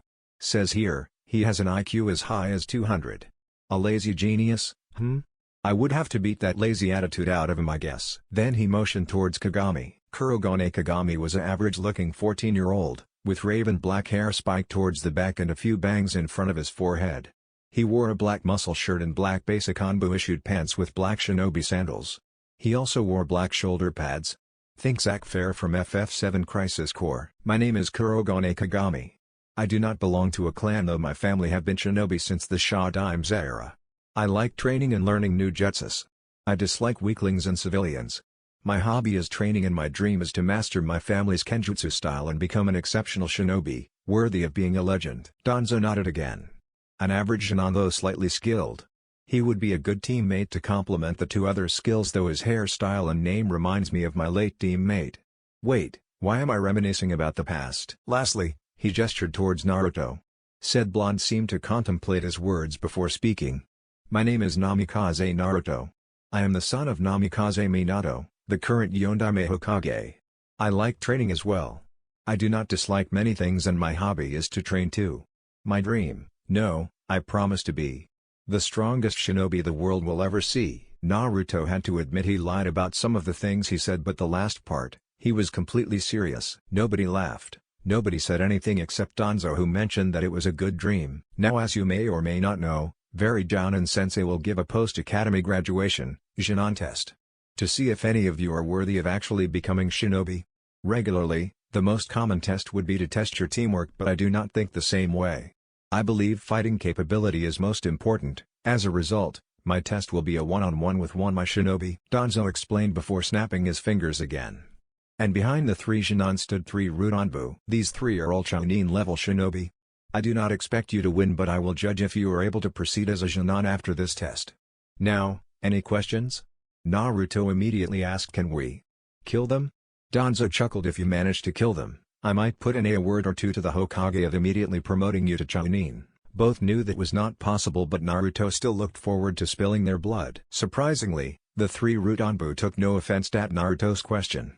One would thought an Anbu would be angry that the dead last even thought he could kill them. But they just stood there like statues. Who wishes to start first? Naruto immediately smirked. Danzo nodded and one of the Anbu operatives stepped forward and led Naruto to an empty grass field. Hajime, Danzo declared, and Naruto performed several hand seals before shouting out his jutsu's name. Raiten, Yoro. Immediately, a yellow-colored cackling armor of electricity surrounded Naruto. Surprised by the use of such a high level, the Rudanbu momentarily flinched. That was his first mistake. Naruto caught him by surprise with a kick. The Chunin barely dodged it, though the kick grazed his cheek. Immediately, he could feel the numbing electricity running through his veins. But only years of training did he avoid being paralyzed. The Chunin then formed several hand seals and blew out a large fireball cannon. Gukayu no Jutsu. The massive ball of flames flew towards Naruto and the blonde countered with a Suiten, Suijin Heki. A wall of water formed in front of Naruto. What shocked the Root operative was that Naruto actually took the water in the grass below him to form the wall of water. Suiten, Daibakufu no Jutsu. A miniature version of the actual technique that should have risen several dozen meters high, but because of the lack of water, the technique was only 1.5 meters high. The water flew towards the Anbu.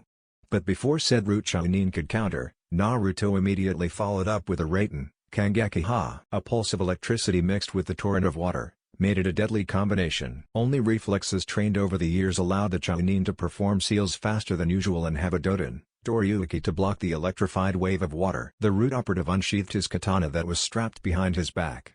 With a quiet whisper of Kaden, Hai no Yaiba, the blade was immersed in flames. That was his second mistake. He already knew Naruto either had a water affinity or are well versed in Suiten jutsus, yet he continued using a fire technique against him. Naruto raised an eyebrow at his choice of jutsu. All the while, his teammates had their jaw wide open. The class dead last was this powerful? They had no idea. Perhaps what he said at the beginning of the year was correct. Did the Yondaime really swap Jin's grades with Naruto? Danzo was also immensely surprised but did not show it outwardly. He knew Naruto was talented and even gifted, but to think it was to this extent. With his training, Naruto could be even stronger than Itachi, but he frowned at his own lightning jutsu. The Raiten, Yoroi, was supposed to grant the user light speed reflexes. Yet he could never attain that type of mastery over this technique, no matter how much he practiced. The Root Chunin eyed his opponent before charging forward, fire sword in hand. Normally, the Hai no Yaiba technique allowed the user to form a blade of fire with nothing but chakra.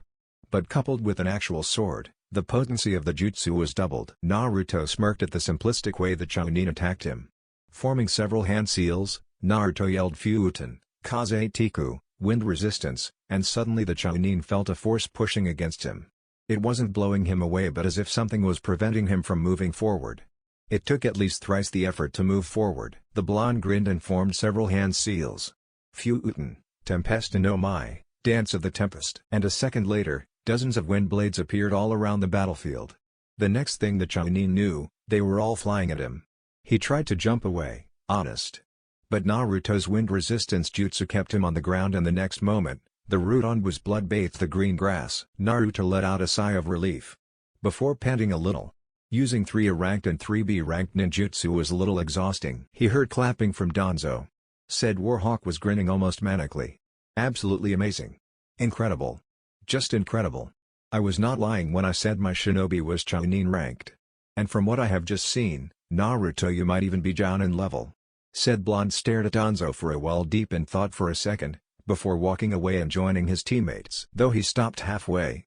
I believe he at least deserves a proper burial.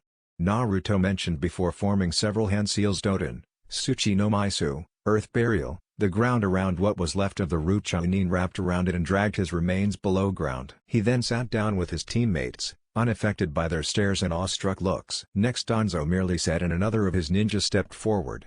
This time, Shikamaru stepped forward and they were led to another field. Hajime. And the battle started. Neither moved. Both looking at their opponents, trying to find a weak spot in their stances. And after a minute of the stare-off, Shikamaru grinned. He threw several kunais and shurikens at the Chunin, at the root operative countered with his own projectiles. The battle unofficially started and both the Chunin ran towards the Nara. Unsheathing a tanto similar to the late root Chunin, he prepared to slash Shikamaru. The Nara merely dropped a smoke bomb which burst into large quantities of purple-colored smoke and jumped out of the way before an explosion rocked the field. The smoke quickly cleared and the root Chunin was revealed. A little roughed up with a few slight burns on exposed skin, but nothing serious. What the root operative thought was an escape method turned out to be a dangerous trap. He had not seen the Chunin drop the explosive tag when the smoke bomb obscured his sight. Shikamaru smirked. Him hurting the Chunin had guaranteed his passing of the Chunin exam, but to give up now was too troublesome. More troublesome than continuing the fight. The only way he could win was to successfully use the shadow possession on the enemy. A few plans was already running through his head, but each of them was almost improbable. Then something clicked in his head. Of course. It was so simple, yet he did not see it before. The Nara crouched down, stabbing a kunai on the floor. Then he threw several projectiles at the Anbu, and the Chunin responded by deflecting the thrown weapons with his tanto. Shikamaru reached into his pouch. Good, he at least had sufficient tools to utilize his plan. He fished out several explosive kunais, regular kunai but attached to an explosion note, and threw it at the root Chunin. This time, he dodged it by jumping away. But after a few seconds nothing happened. A dummy note, the root Anbu thought before seeing a kunai fly towards his head. He calmly bended his neck, and dodged the attack. Before widening his eyes, his entire body was suddenly immobile. He looked towards his shadow, immediately concluded that he was somehow caught in the Nara clan's famous shadow jutsu, and he was right. A thin strand of shadow was connected between Shikamaru and the Anbu. How? Naruto smirked, as did Danzo, but Kagami looked confused. Shikamaru's plan was simple. When he stabbed the kunai into the ground, he did not do it just for nothing. The Nara discreetly activated the shadow possession technique and he enveloped the kunai with his shadow. Then he threw several kunai and shuriken at the Anbu to make him think the unskilled Chunin could only throw projectiles and nothing else. Before pulling out the explosive kunai. That was the epitome of his plan. He threw those kunai in order to force the Chunin into another position, as well as to distract him. As the technique he was going to use needed a clear straight path with no shadow hindering. With the few seconds of distraction, Shikamaru found an opening. He plucked out the shadow-imbued kunai from the ground and threw it at the root Chunin. A strand of shadow was connected to the kunai's shadow and to Shikamaru's shadow as it flew to the root operative. And just like he predicted, the root Anbu believed the kunai was his poor effort to injure him while distracted, and merely bent his head to dodge it. That was when the strand of shadow connected to the Anbu's own shadow. Cage kunai main no jutsu. Success. Shadow kunai possession, Shikamaru declared, smirking. I can't believe I was caught in that shadow jutsu. No, it was not luck. It was a plan that used my own arrogance against me. This kid is a genius, the Anbu operative thought while mentally praising Shikamaru. Normally, this would be where I defeat you. But, Shikamaru started. But that'd be too troublesome to do, so I give up. He ended while releasing the jutsu. He stood up and walked back towards his teammates. Danzo looked pleased. Though the young Chunin had not defeated his ninja, it was still quite an accomplishment. Nara Shikamaru. Pass. Next, Danzo said, and the last root Chunin stepped forward while Kagami unsheathed his tanto. Seeing the Chunin take out his sword, so did the root Anbu. Upon seeing his opponent's tanto, he immediately kept his tanto. The root Chunin raised an eyebrow but did not say anything. Then Kagami unsealed a katana. The katana looked simple, but had an awe-inspiring aura. A swallow was engraved near the scabbard mouth and the handle was wrapped in fine silk. Kagami then spoke. Allow me to introduce myself again. My name is Kurogane Kagami, user of the Shigure Soen Ryu. Kagami started this as my companion, Shigure Kentaki. He gestured towards his sword. Seeing his student was Finisai Danzo declared Hajime. Shajiku no Ame. Axle of Rain, he shouted and with charged forward and attacked with a swift thrust. The root operative jumped back at the last second. Yutsushi Ame. Duplicate Rain, Kagami shouted and using his Suten chakra, he formed a tidal wave of water with his sword. His reflection could still be seen through the water though, but suddenly, a glint of light came from above which caused the root Chunin to look up and saw a sword strike headed towards him. He quickly dodged. Kagami slashed downwards, narrowly missing his target. Using the lack of distance as an advantage, he yelled his next attack. Sumidare.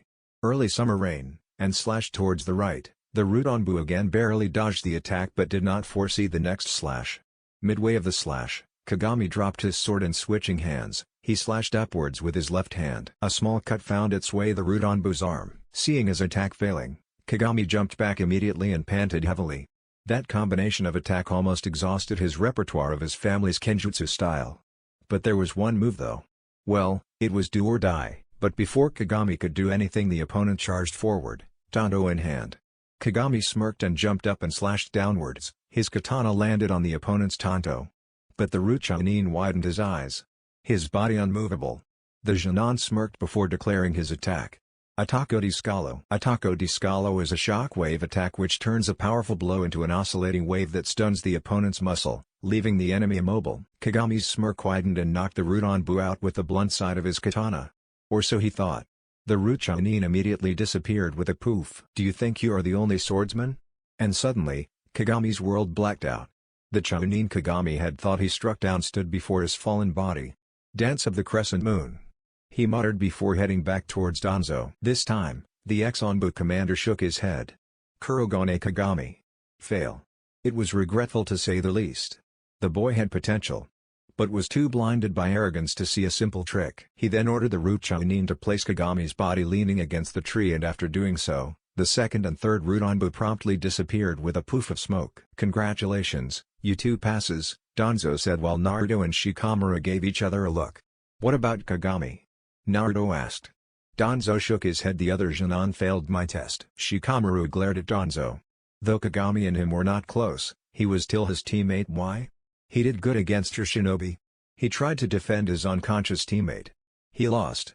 He believed that he won and could not see past a simple B-rank kenjutsu technique due to his cocky attitude. I will repeat myself once more. Danzo glared at Shikamaru. He failed. The Nara looked unsatisfied with the answer but knew better than to argue. Naruto had no outwardly expression, but he did ask a question. What happens now? Junon teams are supposed to be four-man cells. Danzo nodded. Your failure of a teammate shall be replaced with a Junon on standby due to insufficient numbers. Now, return home and rest well. Tomorrow you will be introduced to your new teammate and start missions. Is that clear? Danzo asked. After seeing he only received reluctant nods, he asked again, this time louder. Is that clear? Both Junon replied yes sensei. Good. Danzo entered the Hokage's office reluctantly, knowing that the irksome Hokage was in the room. How he hated that blonde brat. He was only the chair because the Sun Daime was too stupid to realize what a lousy leader he is before naming him as his successor.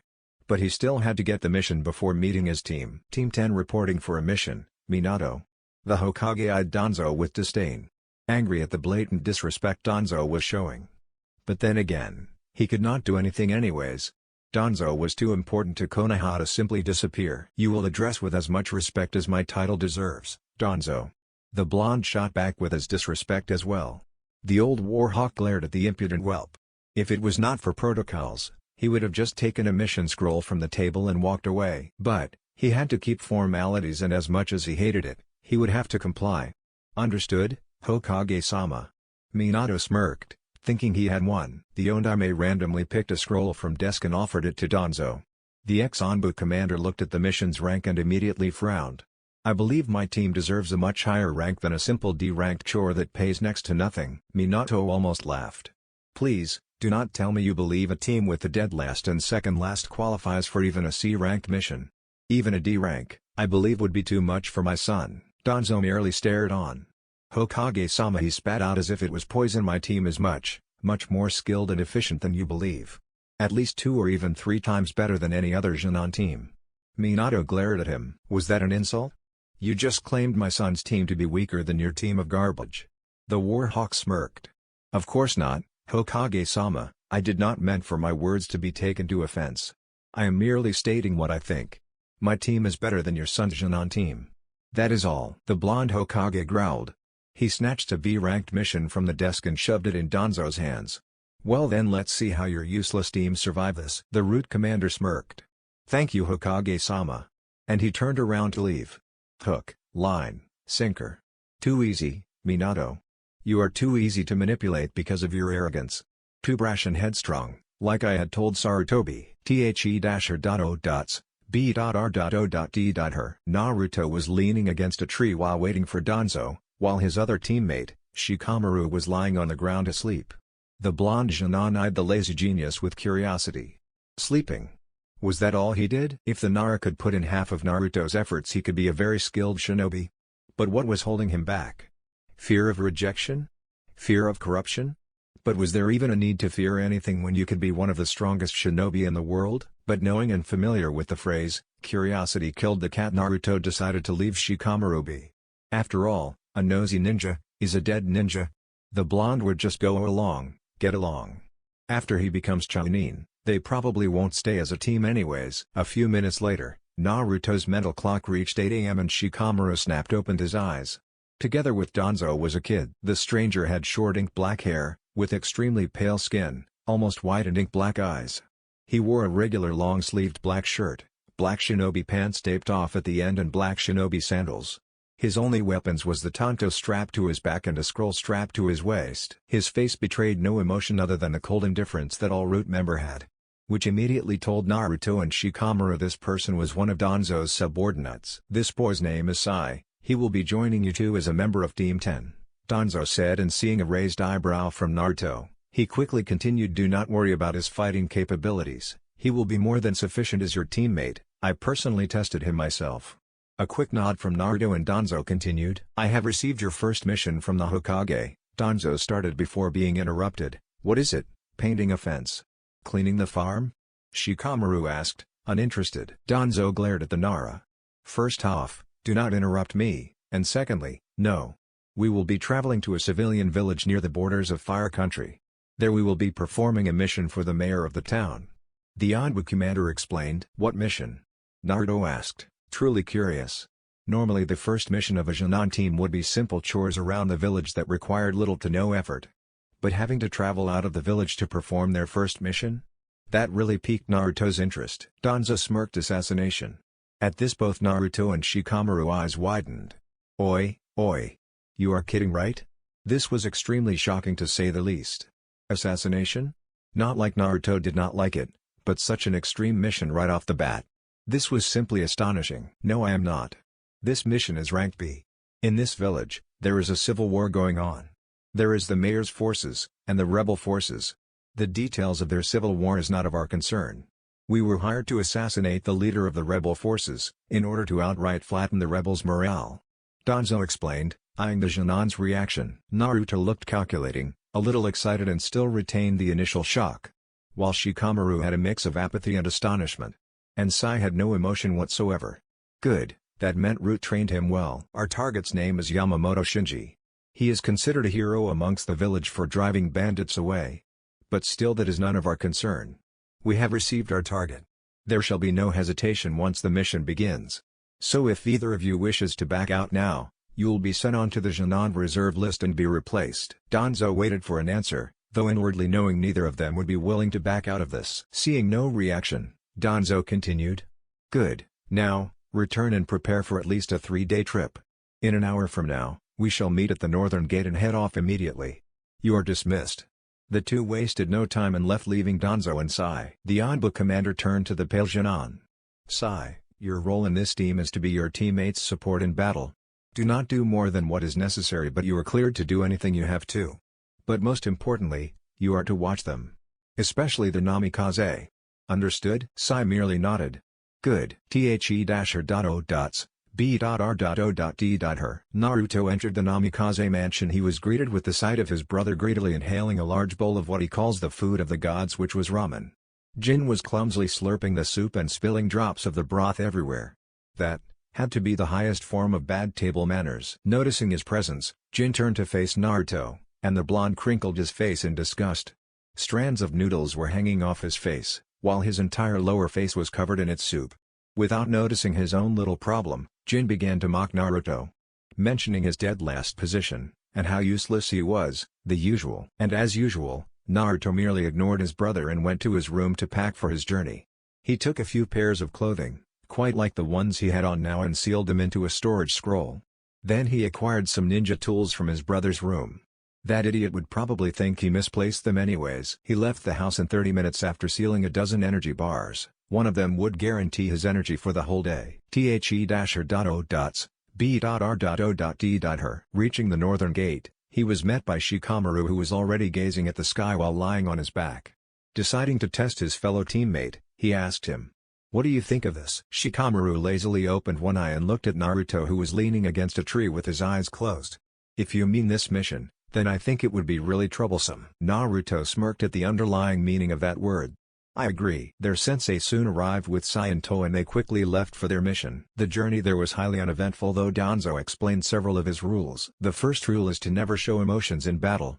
The second rule was to never become familiar with their client or other people there.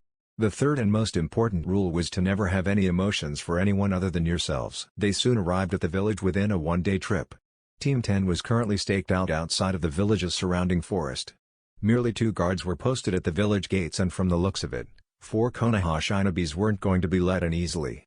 Of course, they were not supposed to reveal themselves just yet. This B-ranked mission was to be a covert mission. A strictly stealthy assassination that would not be traced back to Konohagakure. Otherwise, assassinating a civilian without ninja guards would be only considered a C rank at most. It would be too easy to sneak in and kill the leader in his sleep, or even a well-thrown shuriken or kunai would be capable enough to kill him. But the client repeatedly instructed the shinobi hired to use civilian methods to kill Yamamoto Shinji. And Danzo decided poison would be very much easier. The Onbu commander looked over at his team and, after some consideration, decided Naruto to sneak in and poison the rebels' drinking water. The blonde smirked and immediately accepted. And when the Namikaze left, Sai was instructed to shadow the blonde and report every detail to Danzo. Danzo and Shikamaru then stayed in the forest, where the root leader supposedly creamed Shikamaru and Shogi. More on Naruto's assassination now. The blonde sneaked into the village rather easily. The security was almost non-existent. There were several patrols, but none of them were observant enough to notice a ninja traveling from their rooftops. The rebel faction was located near the west of the village, and that was Naruto's destination. And also realizing Danzo sent his other teammate to follow him was quite insulting. Naruto reached the rebels' stronghold, which was a hospital-turned-fortress. Wooden stakes was littered around the front of the fortress, while guards armed with bows and arrows were placed at the rooftop. And the only unsealed exit, which was the front, was guarded by a dozen armed guards. But none of them was important, for Naruto was a ninja, and he certainly had means to slip around this barricade of guards. Forming several hand seals, he quietly whispered out Kagero no Jutsu, Mayfly technique, and he quickly sunk into the ground. From his point of view, he was underground and could look upwards. His method of travel was kind of like swimming, but without the pedaling. He was almost twice as slow as he was on land. Naruto reached the hospital's kitchen. Inside were several cooks preparing food for half the village's population. A rather extravagant dinner comprising of steak and wine was assumed to be the leader's dinner, and a pinch of good old poison powder was added into the steak without anyone noticing Naruto. The blonde immediately performed a shunshine in the ground and returned to his sensei to report a mission completed. Danzo then brought his team to the mayor to report mission complete. That was then, the mission received its first little twist. The mayor, a fat pig of a man, was looking through several documents before hastily speaking to Team 10. Mission changed. I, as the client, now upgrade this mission to A rank. You 4 are to slaughter all of the rebels now. Danzo looked at the fat man unimpressed. I am sorry, but this A-ranked mission shall be considered a separate mission from the B rank. You will have to pay us for both the first mission and this one as well. The mayor spotted indignifiedly before reluctantly agreeing. The rebel faction have decided for one last attack at our forces for revenge. If we truly clash right now, there will be many casualties, and our village cannot afford to. The mayor started explaining but was interrupted by Danzo. We do not need an explanation. We shall perform and task you ask of us, as long as a substantial fee is paid, of course. Now, we shall move out. And with that, Team 10 turned and prepared for the incoming battle. On the way to meet the rebels in battle, Shikamaru gulped and asked Danzo what Naruto had wished to inquire as well. Are we going to kill? Danzo raised an eyebrow. What's wrong? We ninjas were raised to kill. Shikamaru looked down and did not reply. Naruto, however, had a manic expression on his face. He had not imagined that the thought of slaughtering a bunch of helpless civilians would excite him so much. This was it, Naruto decided. He had finally found the thing that excited him so greatly. He felt alive. Team 10 met the opposing forces. If anyone who saw that did not know better, they would probably think the 4 was walking into a bloodbath. But the rebels said nothing. Anger consumed their entire being, and all they could think was to kill anyone that helped the mayor. With a battle roar, they shouted for Shinji. And they charged at the Konoha shinobi, weapons drawn. Swords, pitchforks, shovels, basically anything metal they could lay their hands on. Naruto could no longer contain his excitement. He decided to start things off with a bang. He formed several hand seals and shouted out the name of one of his strongest Kaden jutsus. Kaden, go Kuryu Enden. Great Dragon Flame Bullet, the oncoming massive inferno ate away a fifth of the rebels' army. But they did not stop, or falter even a little. That put a smile on Danzo and Naruto's face. Sai then unleashed his attack. He swiped out his scroll and paintbrush. He infused his chakra into the ink and drew two lions, and he shouted Chojugiga, Super Beast Imitation Picture, and the two ink lions burst from the scroll seemingly with a life of its own. The two lions ran towards the rebel forces and with their claws and fangs began to take out several of them. Shikamaru also played his part. Though reluctant, he began to throw explosive kunais and using Shuriken Cage Bunshin no Jutsu, Shuriken Shadow Clone, which killed many of the rebels as well. Danzo on the other hand just watched as his three Chunin massacre the civilians. Though armed, they were no match for highly trained shinobi after all. With Naruto, the blonde was enjoying himself far too much. His kunai was slitting throats here and there. The Namikaze then formed several hand seals. Fuuten, Daikamai Itachi no Jutsu.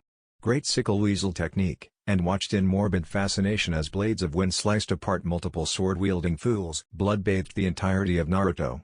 Liquid dripped down his hair, a mixture of sweat and blood. Not a drop was his own though. Gah ha ha ha. He manically laughed, the scent and sight of his work excited him. His hands trembled in anticipation as he immediately turned around and dug his hands into a civilian trying to backstab him. Naruto reached deeper into the person and after finding what he wanted, he ripped his arm out holding onto a beating heart. Argh. The victim screamed, and dropped to the floor, his chest open with blood gushing out. The blonde crushed the organ in his hands and returned to his slaughter. His eyes looked about, trying to find worthy prey and noticed a bunch of quivering men cowering in fail. But after seeing this horrendous mass murder, their gusto dispersed into thin air. This wasn't what they wanted. This was not what they had imagined. They came to get revenge for their hero, but this was a nightmare. The blue-eyed Namikaze formed several hand seals and shouted Raiden, John. False darkness, and a spear-shaped bolt of lightning emitted from Naruto's mouth and pierced one of the cowering men. And another hand seal later, Naruto was immediately within that group with a loud clap of thunder. It was his own personal jutsu.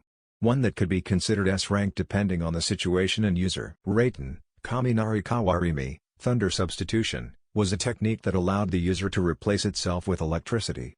It could only be used by people with a lightning affinity. One of Naruto's own creation. He had tried the jutsu with Fuuten and Kaden, but the technique just simply could not work on wind. And with fire, he simply burned himself. The group was currently stunned. The loud clap of thunder was literally next to their ears and were too stupefied to do anything. Naruto then gathered lightning chakra in his hands. Raiden, Sandapu, thunder up, and pressed the lightning chakra into a round ball. The blonde smashed the ball into the ground, causing a huge explosion of electricity, killing the group and those around. By now, only a tenth was left of what was a large force. Shikamaru's mass number of projectiles and size ink lions managed to dispatch a fifth of them while the rest was finished off by Naruto. The survivors began to retreat in fear. Though Danzo would have none of that. His first show of shinobi techniques appeared in a stealthy show of skill. The 100 or so people began to drop dead one by one as they were cut down by Danzo in surprising speed. A minute later, all of them were dead. Now, the exhausted Team 10 returned to the mayor's manor and reported a mission well done. In which the fat pig flinched at the sight and smell of blood and gore all over Naruto. But what really sickened him though, was the manic smile on Naruto. And with the blonde Namikaze, he just found what was his calling in life. The.O.B.R.O.D.Her. Team 10 reporting a mission completed. Danzo monotonously said, with his team flanking him. For the most part, Minato was simply looking shocked and surprised that Danzo's team survived. Surely, a B-rank mission would cause at least his son's death. Gee good. Head over to the mission counter to receive your pay. Oh and Gaki, Minato referring to Naruto. Don't worry about the money, I will be keeping it for you. And the Hokage smirked. Naruto widened his eyes slightly but merely nodded. He should have seen this coming a mile away. That was when Team 7 arrived. Yes, his brother's team. Jin bounced in with a grin on his face with Hinata and Shino in tow. The Hyuga blushing and poking her index fingers together, and the Aburame silent as always. Team 7 was at the very least a functional team. At the very first day, Jin had expressed to Shino of his position as top dog in the team. Which meant he wanted Shino to follow his orders. in which the Aburame replied rather blunt reply in the negative. Jin had immediately threatened Shino with the loss of his career. The silent Kikayu-wielding Shinan, who was quickly beginning to all respect of the Kyubi Jinchuriki, merely ignored the arrogant imbecile, which angered, in which a punch was thrown by Jin to put Shino in his place. The Aburame had to pinch himself to believe that the Rookie of the Year was charging him like a civilian. Shino merely sidestepped to the right and Jin almost tripped himself. The Namikaze glared at Shino and was about to use a jutsu when their conversation was interrupted by Hinata. The Hyuga quickly placed herself in front of Jin and raised the hands beside her. "Stop bullying Jin-kun, Shino." Seeing the legendary Byakugan glare, Shino, out of courtesy really, apologized and walked off. Now, Jin and Shino had been rivals, as the Namikaze called them, ever since. Currently, Team 7 appears to be requesting for a mission. Kakashi followed Team 7 a moment later. Team 7 reporting for a mission, Sensei, Kakashi said professionally. After the loss of Rin and Obito, Kakashi had been devastated. Minato, in order to help his student, initiated Kakashi into the Anbu. To allow the never-ending AS-ranked missions make the copy ninja forget about the two. Well, the Hatake did in fact, got over the death of his two teammates after a while. But it was commonly known that if Minato had died during the Kyubi attack, Kakashi would probably break. The silver-haired nin was now the Jounin sensei of Team 7.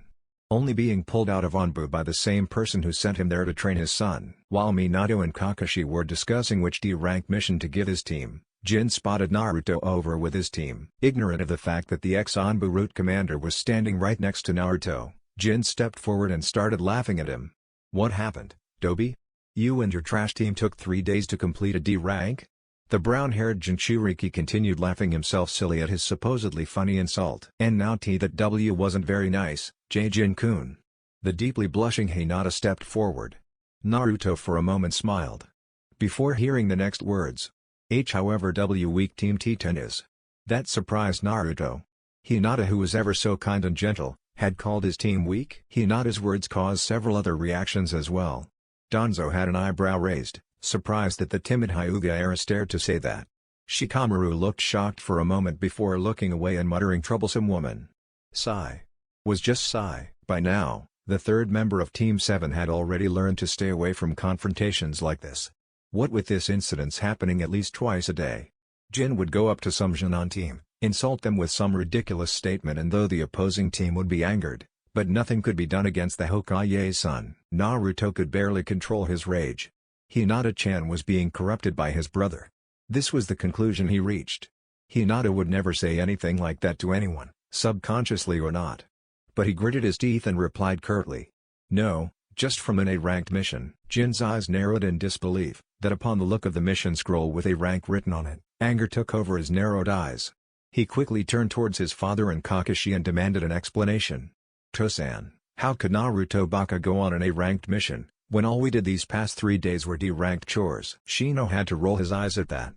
On the last mission, Team 7 was to paint a civilian's fences. Though once the client had seen Jin, she immediately invited him in for cookies and milk while the rest of the team worked under the hot sun. His female teammate even praised how famous Jin was getting while clumsily handling the paintbrush. Obviously, the heiress of the prominent Hyuga clan had never done such menial work. Minato tried to calm down his son, but was failing badly, and the Hokage threw a hated glare at Naruto, catching the blonde off guard. Only when Kakashi told Jin to be quiet in a harsh tone, did Jin stand down, albeit reluctantly. Naruto was surprised. He would have thought his father would give his oh-so-arrogant brother an S-ranked mission by now. Seeing how the Hokage always praised how powerful of a ninja Jin was. By now, Danzo already had enough of this nuisance named Jin and decided to leave, and Team 10 followed him. They were soon outside the Hokage's tower and Danzo abruptly turned around. "Good job on the mission, but do not expect any slack. We shall meet at the training ground tomorrow for another mission. Hopefully, this time we will be able to get in a bit more training." B.R.O.D.Her 6 months passed too fast for Naruto to believe.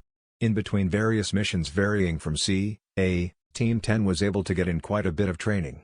Shikamaru improved the most. Danzo had, as he promised to himself, beat the lazy attitude out of Shikamaru. Now, the Nara dare not say or do anything remotely connected to that word. After finding out his chakra affinity, which was wind, the Nara was able to learn several ninjutsus from Danzo, though none was above B ranked.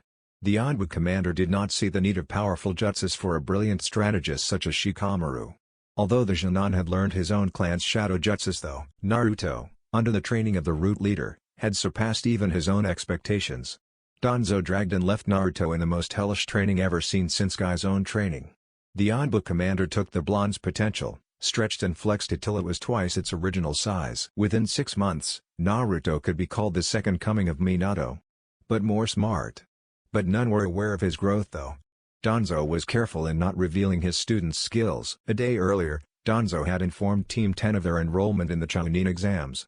Naruto and Shikamaru of course expected as much, and Sai. Well, he was just being Sai. Today was the first day of the Chunin exam. Naruto and the rest of Team 10 was headed towards the academy to officially register for the exams. As the team proceeded up the stairs and into the 3rd floor, they noticed a bunch of people gathered around a door. As they got closer, they noticed 2 shinobis guarding the door. But the moment Naruto laid eyes upon them, he was easily able to sense the advanced henge. The 2 Chunin was testing them. Just when Team 10 was about to leave though, Team 7 suddenly paraded through the crowd of wannabe ninjas. "Oi, let us into the room, you 2 imbeciles." Naruto had to look shocked for a moment.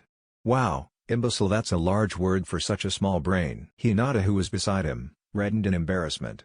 "Aonyo, Jin-kun. The sign is a genjutsu, we are still on the 2nd floor." Jin looked sheepish for a moment before demanding the 2 get out of the way. The 2 henge Chunin sweat dropped. "Quite arrogant for just a brat, let's see you taste this." One of the 2 declared and threw a high kick towards Jin. Well, he obviously did not realize Jin was the Hokage's son, or he would have begged for forgiveness and laid a red carpet for Jin to walk through. Naruto rolled his eyes at that but was looking forward to seeing his brother kicked in the face, but was surprised when a person wearing a green spandex suit ran in between his brother and the guard. Well, to the others was only a green blur, but to Naruto, he could clearly see the strange Chunin run by and stop the attack. Not a bad speed. Almost high Chunin. But still need more practice. He wasted too much movement in that simple act. "Please do not fight amongst ourselves, we should be at least civil to one another." Naruto got a clear look at the boy.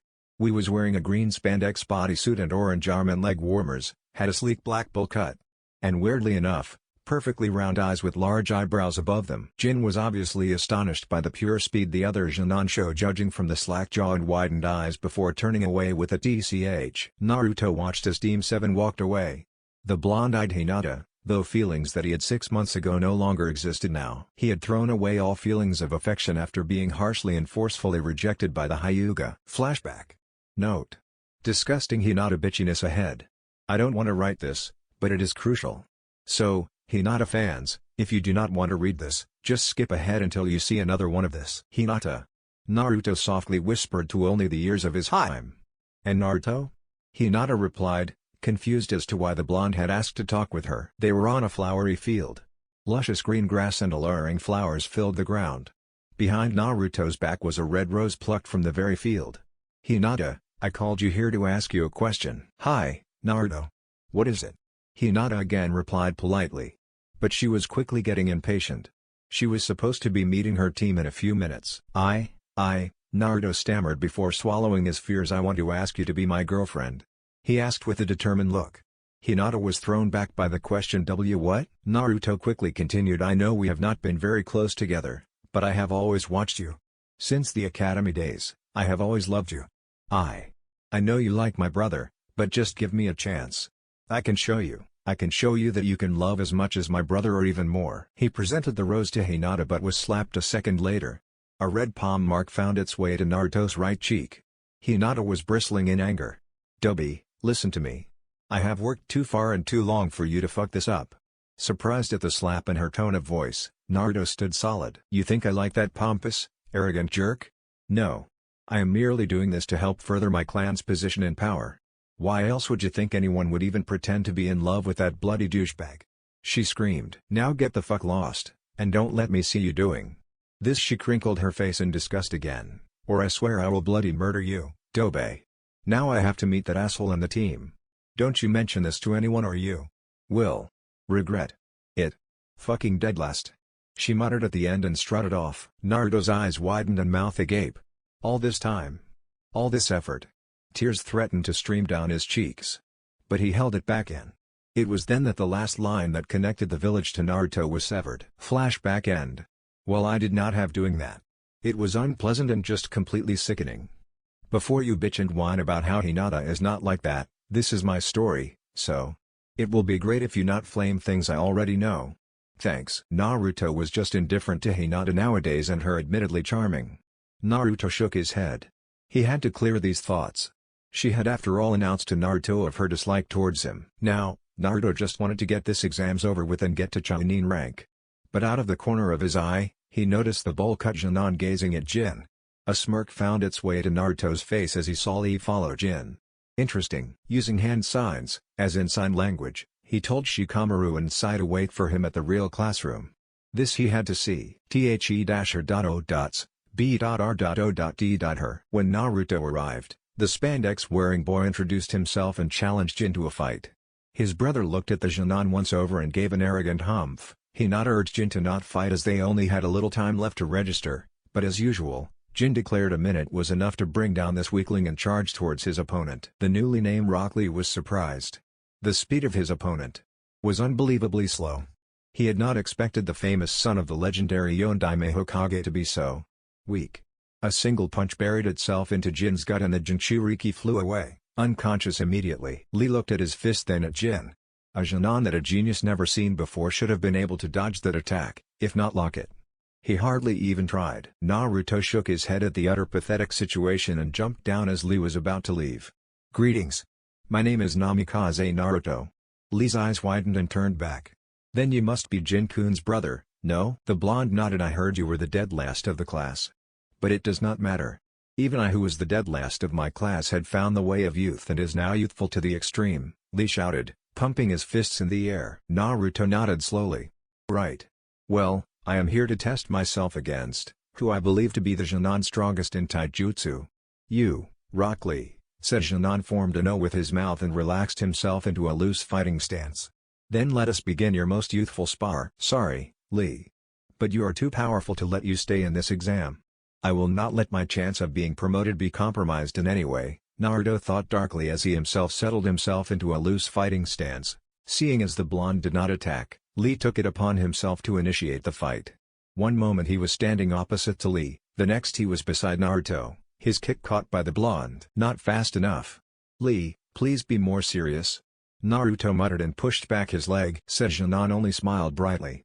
At least this Naruto character was not as weak as his brother. Perhaps he made a mistake? This must be the genius Jinchuriki everyone was talking about. Lee once again reappeared in front of Naruto, Konoha Senpu.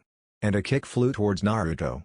Anger at his lack of motivation, Naruto gave a swift punch to Lee's gut and he flew back.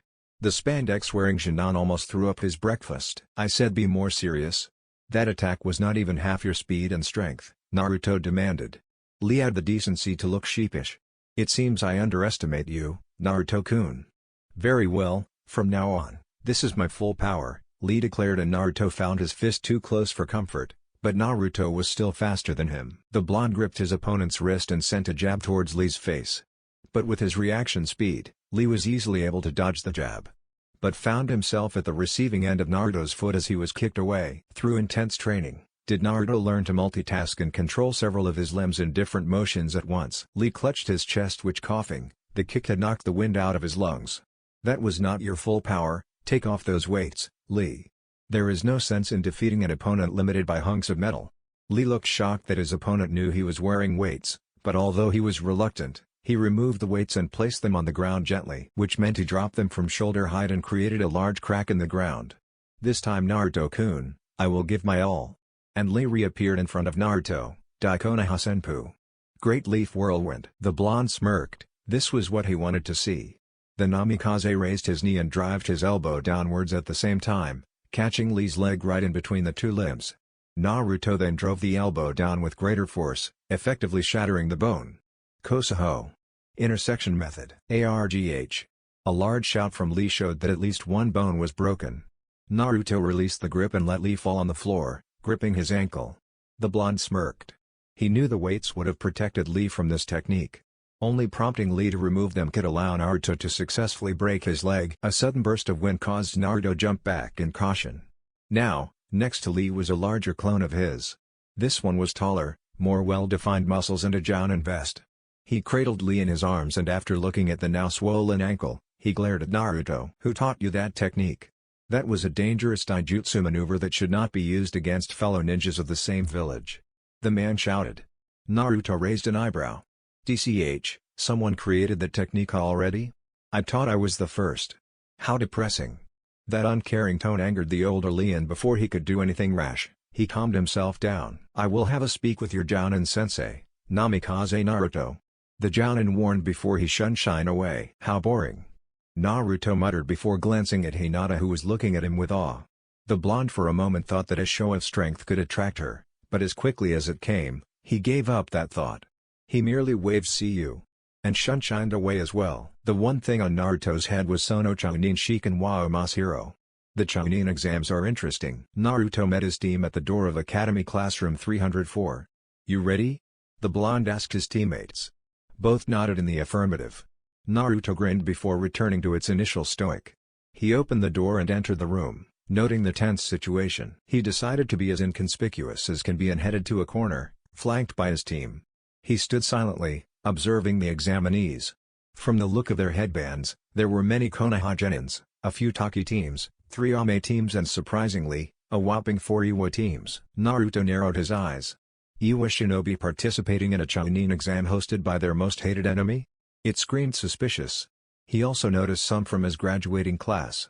Shikamaru was about to go greet Kuji when Naruto stopped him by placing a hand on his shoulder. 6 months with the blonde and Shikamaru already learned that Naruto was not one to disobey. Flashback. It was an A-ranked mission. A simple search and destroy, target being Rokuso Aoi. Shikamaru's plan had backfired as several Amenins ambushed them halfway upon completion of his plan. Sai managed to hold his own while Naruto had already decimated half of the ambush team. Danzo was merely observing with intrigue, interested to know how his team was going to handle this new development. Shikamaru, on the other hand, was a bit unfortunate as Aoi attacked the Nara from his blind side and took him as a hostage. Unless you want your friend to die, stop moving, he threatened. Naruto merely looked towards the nuke nin and smirked. Do you think I am a person who saves people?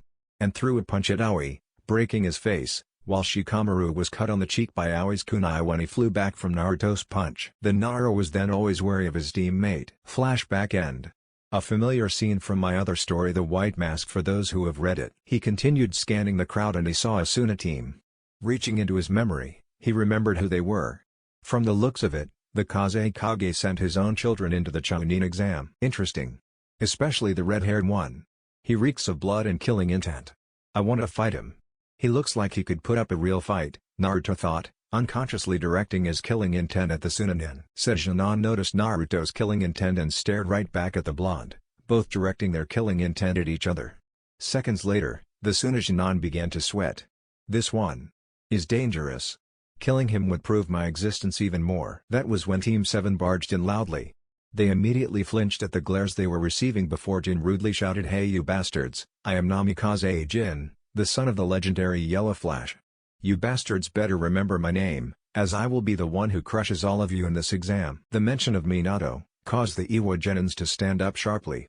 All of them were, how you say, pissed off. They whispering among themselves. Son of the Yellow Flash. Kill him. Stupid, don't be reckless. We can take him. There are probably Anbu here, dumbass. Our greatest enemy is standing in front of us, and we can't even do anything. We will have our chances. Now just sit down quietly. Jin then continued talking smack to everyone in the classroom, even though half of the room was glaring at him. But he was thankfully interrupted by a certain blonde. No, not Naruto. Ino Yamanaka jumped on Jin's back, yelling out Jin-kun. While they were off in their own little world, Naruto noticed many of them were beginning to get a bit feisty, probably from the tense situation. Silently chuckling, Naruto just thought how fun it would be if the whole room turned to a major free-for-all battle. He could do so much to these little kitties. But before anyone could do anything, a silver-haired Jinan walked over to them. Hey, you guys should be quiet, everyone is getting real pissed off at you. The rookie teams immediately began to quieten down. But Jin shot back with a "who cares what they think. Let them come at me, I will tear them up with my Rasengan." Upon hearing the Yellow Flash's famous jutsu, the people suddenly started questioning themselves whether this kid was as much a genius as his father. Well, they weren't far from it. Jin is as much of an idiot as his father. Kabuto then started talking about the Chunin exams, but he caught Naruto's attention when he mentioned his nin info cards. But what really interested him was when Jin asked for information about Sabaku no Gaara, Rock Lee, and Namikaze Naruto. HNN, so brother wants some information on me, let's see if what he hears is what he wanted to hear. First up, Rock Lee. He is a year older than you guys. Sensei is Mido Guy and his teammates being Neji Hyuga and Kurogane Kagami. Mission history, 20 D ranks completed, 12 C ranks completed. His taijutsu skyrocketed in this year. The rest is nothing impressive. Next is Sabaku no Gaara. Mission history, 8 C ranks completed and wow, a B ranked mission as a Jinan. And since he is a newcomer from a foreign country, I don't have much information, but it seems he returned from all of his missions without a scratch. The rookies gulped at the thought of a person returning from a B-ranked mission without a single injury. He was dangerous, and everyone knew it. Now, third is Namikaze Naruto. He is your brother? Well, doesn't matter either ways. Says here, his mission record is what in the world? 8 C-ranked missions Kabuto started. Kiba smirked that isn't so impressive. But Kabuto continued. 11 B-ranked missions. Now that threw that back. Wait, B-ranked missions? How could a Jinan teams complete 11 B-ranked missions? Kiba shouted, but again Kabuto ignored him and continued. S6 A-ranked missions. Teammates are Nara Shikamaru and Sai. Bounty history, Aoi Rokuso B-ranked missing nin, he traded in his head for 200,000 Ryo. Momochi Zabuza, A-ranked missing nin, traded his head for 1 million Ryo. Jin widened his eyes at the name of the Demon of the Mist. His team had fallen back once Kakashi was caught by Zabuza in his water prison technique on their first C-ranked mission to the wave. When the Hatake had been caught, Jin was about to save his Nissan, but a cut on his cheek from Zabuza's Mizu Bunshine sent him running away with his teammates. Kakashi, however, managed to escape from the technique, and when he returned to his team, he looked fairly disappointed at Jin. The mission was of course a failure, and Wave Country was dominated by Gato since. But Kabuto was not finished. Not by a long shot. He even traded in the head of Kaguya Kimimaro, who was the right-hand man of Orochimaru, the traitor Snake Sanin. Incredible, just amazing. His all-round stats are extremely high. Taijutsu, ninjutsu, Jan, but before the silver-haired Jinan could finish, Naruto already snatched the card from him. The blonde looked through the info card before sending his fire chakra into the card, burning it. Your information is surprisingly detailed for a Jinan. But it is wrong though. I did not trade in the bounty for the Kaguya. He did not have a body for me to trade in after I was done with him. Which leads us to the question, how would a Jinan know I killed Orochimaru's right-hand man when it was not known throughout the ninja world? Unless... Naruto glared at Kabuto. You were there? That sent Kabuto into panic mode. What? That isn't possible. How could I been there? I just got that information through a reliable source. Naruto smirked. Well, it doesn't matter. I am just pissed off you brought all the attention to our team. It was true. Now everyone was staring at Naruto as if he was an S-ranked missing nin planning to kill them. Then the Namikaze's eyes widened. Oh, he's here. A second later, a large burst of smoke engulfed the front of the room, and revealed a heavily scarred man wearing a bandana and trench coat, flanked by numerous other Chiyunins. Okay, you maggots, quiet. I am Morino Aviki, your proctor for the first test of the Chunin exam. And for those of you newcomers, welcome to the Chunin exam, also known as Hell. The her.ho. B.R.O.D.her. Naruto had to compliment the man for his intimidation methods. He was almost caught up in it as well. Almost. The exam started with relative silence before examiners began to expel several teams out of the classroom for cheating. The exam was simple. It was a written test with extremely difficult questions Genin should not be able to answer. The answer to that was carefully hidden by several hints from Iviki. The examinees are supposed to cheat. That is where the twist comes in. Examinees are supposed to cheat in a smart way so that even when the proctors know they are cheating, they let them go if it was a smart method. For example, the Hyugas, Neji, and Hinata. It was absolutely obvious they were using their Byakugan if the veins bulging at the side of their heads was any evidence. The Sandai from the Sunanin was also quite visible as well. This kind of reconnaissance test was a walk in the park for Naruto. Iviki looked at the room of Genins. He could already see several of the dumber examinees leaning their heads towards their neighbors trying to look at their answers. These kind of people did not even deserve to be promoted to Chunin. But there was some potential in this year's Chunin exam. Like that blonde Namikaze. All he did was close his eyes for a moment, and when he reopened them, he began writing furiously at his paper. It wasn't a dojutsu nor was there any trick involved. If it was a jutsu, then his control must be perfect, as Iviki did not sense even a drop of chakra. And that was saying something for a censor-type shinobi like Ibiki. What he did not know was, Naruto did use a jutsu. One of his original in fact. Mind jack technique. A small knife made of chakra invisible to the naked eye was formed from the back of his head. It was connected to a thin thread of chakra linked to his head. The chakra knife moved around as if it had a life of its own and immediately stabbed the head one of the hurriedly writing examinees, but he did not scream. He showed no pain whatsoever. Naruto smirked as information and images ran past his eyes. The mind jack technique was a jutsu where Naruto connected his mind to the target's mind, therefore receiving his thoughts and memories for as long as the knife was connected. It caused no pain, no feeling of uncomfortableness, and the target would have no idea that his brain was just jacked by Naruto. 30 minutes later, the paper was completed, and Naruto sat back and relaxed. If the first exam was this easy, the Chunin exam would be a breeze. Her.o. B.R.O.D.Her. This is Training Area 44, also more affectionately known as the Forest of Death, the purple-haired proctor declared. Naruto looked bored though. He had already been to this training area before. Both on his own and with his team.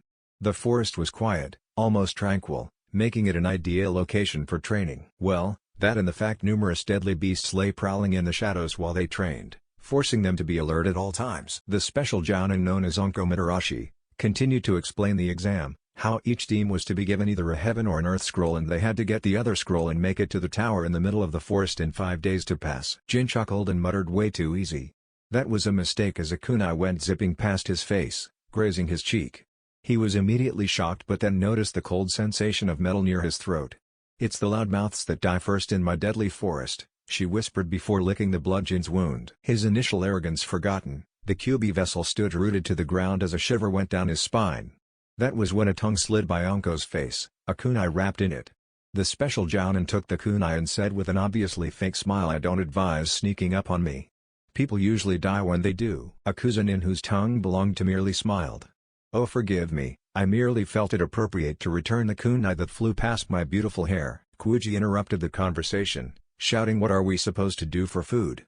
He asked, a panic-stricken look on his normally apathetic chubby face. Onko grinned, well, the whole forest has plenty of food.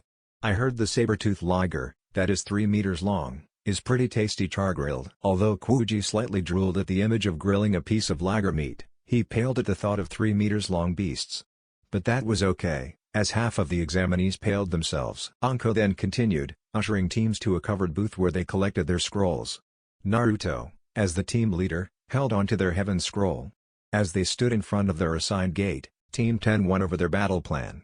First off, tracking. They had to search for a team with their counterpart scroll, that would be taken of by Sai with his ink drawings of eagles and rats. Next, they would either confront the team and defeat them, or steal the scroll form under their noses. This was pretty much the standard plan for everyone. Her.o.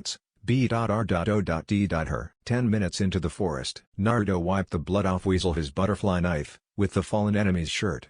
They had found 2 Taki teams working together, with Sai's ink rat, setting up traps in a small clearing. Naruto easily slipped through the traps and annihilated the 2 teams, not even giving any chance for resistance. Now Team 10 had a single heaven scroll, and 2 earth scrolls. This was too easy. Naruto signaled his team to come out. Now we will run a straight path through the forest to the tower. Any resistance met shall be eliminated swiftly. I intend for us to be the first team to pass, understood? Naruto asked. 2 nods in the affirmative, and Team 10 moved out. They were halfway through the tower when they stumbled across something very interesting. 4 Iwagakure Jonin teams gathered in one clearing, formulating a plan. The blonde mentally laughed. The 6 Taki nin from before were not enough to satisfy his killing urge. Naruto's hands shook with anticipation, and from the branch he and his team was standing on, he jumped towards the rock nins, laughing manically. Taken by surprise, they barely had time to dodge as Naruto landed in their midst. The blonde was leaking killing intent like crazy, but one of the Jonin recognized him. Hey, he is the Yellow Flash's other son. That was when all hell broke loose. The rock nin jumped away to gain distance, and half of them began forming hand seals while the other half prepared for combat, pulling out shuriken and kunai. Doten, Torio Dengo. Earth Mausoleum Dumpling. Doten, Yomi Numa. Swamp of the Underworld. Doten, Gansetsukan.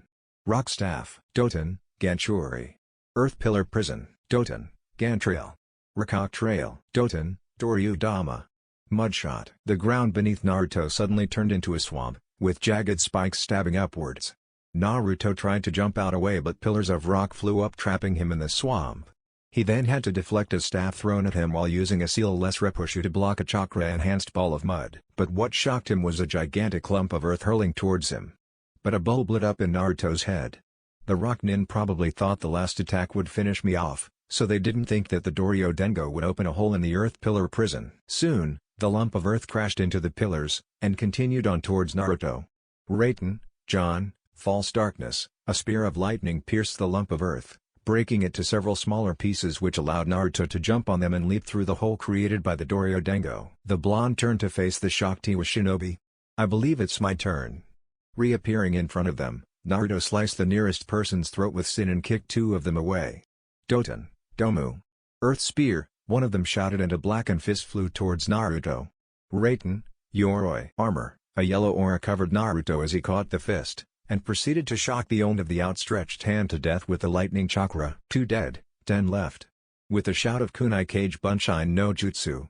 Kunai Shadow Clone, hundreds of kunais flew towards the rock nins, forcing them to block it with Doten, Dorakugeshi, Earth Shore Return, where a large wall of earth shielded them from the incoming mass of weapons. Another rock nin was halfway through the hand seals for Doten, Doryudan, Earth Dragon Bullet, but was suddenly immobilized before hearing a voice behind him. Kage Mei no Jutsu, success. And used the rock nin's possessed body to punch his ally and kick another. Naruto noticed Shikamaru standing in the shadows of a tree. Oi, Nara. This is my fight, stay out of it. Shikamaru merely muttered troublesome. And released his hold on the Iwajinan.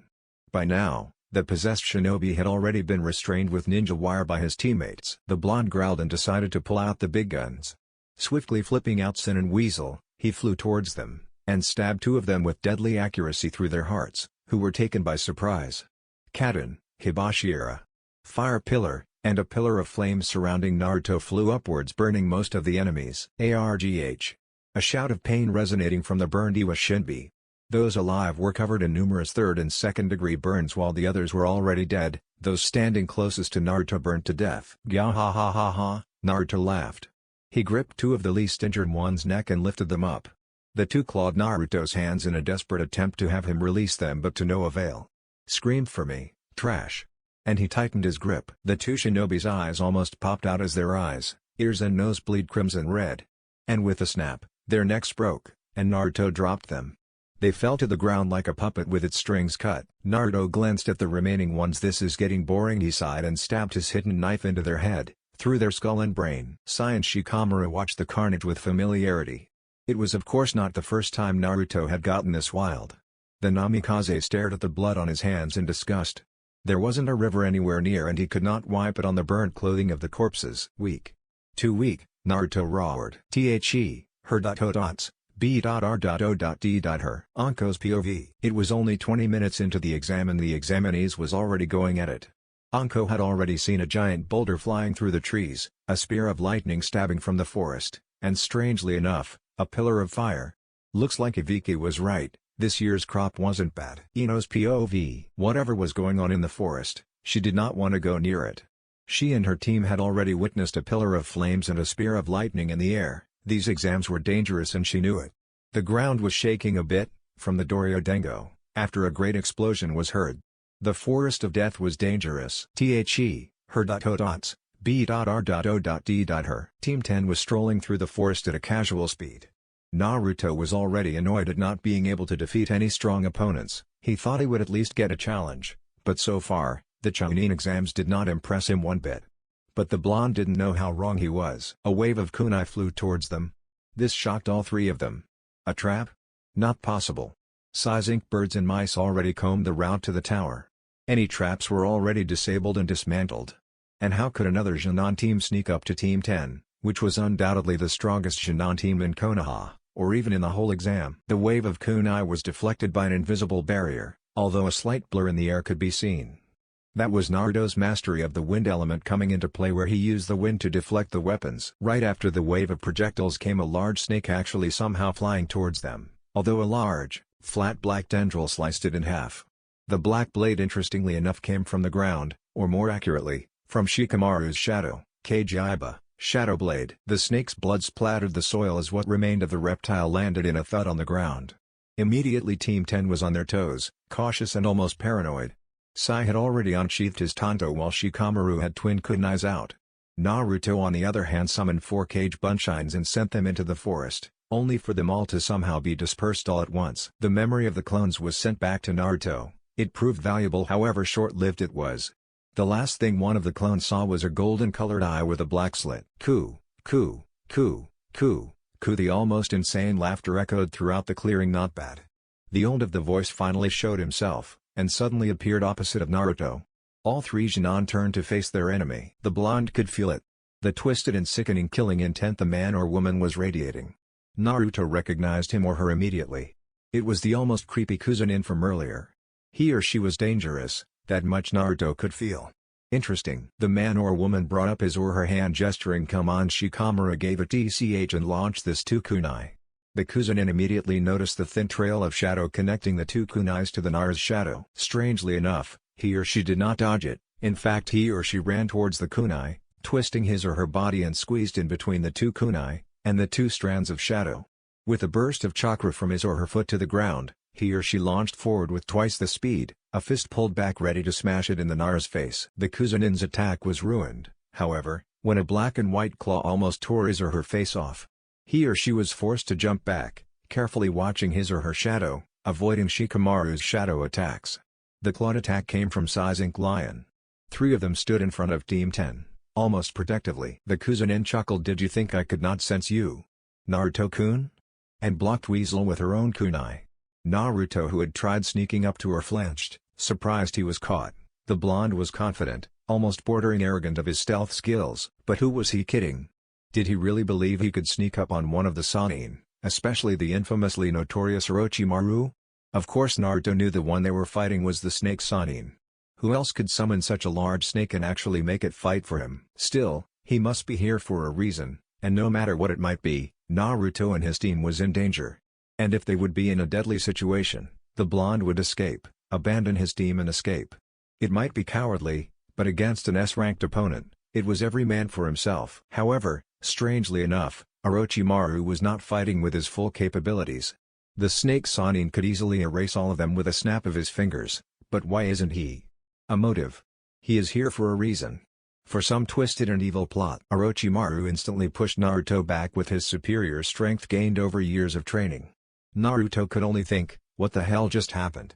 He had channeled wind chakra into Weasel, a friggin' kunai shouldn't be able to stop it. That only proved the mastery Orochimaru had over chakra. Naruto glanced at his teammates. Sai was already in the middle of conjuring more ink beasts while Shikamaru was halfway through the seals for a jutsu.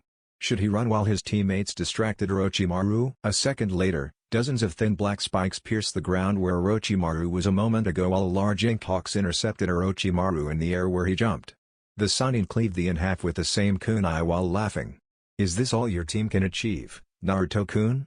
Seems like this is all the Deadlast is able to accomplish. Though Orochimaru had to admit Team 10 was putting up quite a fight. Naruto narrowed his eyes. He knew Orochimaru was trying to provoke him into facing him. And it worked. Now the Sannin just made this personal. Growling, 2 Kage bunshines puffed into existence next to the original. He quickly formed some hand signs to keep him busy. His 2 teammates seeing this, nodded. At once, the 3 Narutos formed hand seals simultaneously while Shikamaru and Sai distracted Orochimaru with shadow spikes, tendrils and ink beasts. Naruto smirked, here goes nothing. My strongest jutsu, high, A-ranked, bordering on S-ranked technique. The first clone finished his hand seals Kaden, Hiryu Ente no Jutsu. Fire Dragon Flame Emperor. The original finished his hand seals Fuuten, Furyu Kazeu no Jutsu. Air Dragon Wind King. The second clone finished his hand seals Raiden, Raryu Kami Nariko. Lightning Dragon Thunder Lord. 3 massive western dragons made out of fire, wind and lightning appeared out of seemingly nowhere, stared down at their tiny prey, Orochimaru, before fusing together to form a gigantic firestorm with lightning bolts flying around it. The massive amount of heat and light forced Orochimaru to divert his entire attention to Naruto's jutsu. My god! The snake Sannin could not help but mutter in awe. A jutsu of insane proportions. Naruto glared at the snake Sannin. Don't underestimate me, fucker. 3 Elemental Dragon Storm. Sai and Shikamaru, who had already witnessed the destruction this jutsu was capable of, cleverly retreated, leaving Orochimaru alone to face it. Said Sannin shook himself off his awe and hurriedly performed the hand seals needed for Kushios. Kushios no Jutsu. Summoning technique. A second later, fire, wind and lightning enveloped the clearing, tearing apart, incinerating everything within its area of effect. "Let's go, hurry," Naruto shouted over to his teammates, wishing to use his jutsu at least as a distraction in order to escape. And with that, Team 10 escaped the horror known as Orochimaru. It took an hour for Naruto's S-ranked ninjutsu to disperse due to depletion of the chakra the blonde used. When the chaos settled, what was left was a dead snake, half the size of Manda. The her dots, b.r.o.d. her. Team 10 was the second team to arrive in the tower. First being the Sand team. Shikamaru and even Sai was still a bit shaken up from battling and escaping one of the legendary Sannin, Orochimaru. Shikamaru was the first one to speak since the incident. "Oi! Was that Orochimaru we just fought off?" he asked, hands still trembling. "Do not mistake that as a weakness. Most genins would piss their pants, in the presence of Orochimaru's malevolent aura." "Don't worry about it," Naruto replied. "I am going to report this to the Hokage. Stay here." And the blonde walked off. Of course, Naruto had no intention of reporting anything to his father. "This is fun. This is really fun. I have never felt such an adrenaline rush before. Fighting for your life against an undoubtedly superior opponent. The Chunin exam really is interesting." Her dots, b.r.o.d. her. Time skipped to first match of the preliminaries cause I forgot the third speech. The Chunin hopefuls all stood across each other, staring at each other, trying to find weaknesses. Tension was high in the room. A preliminary round was decided as many teams passed.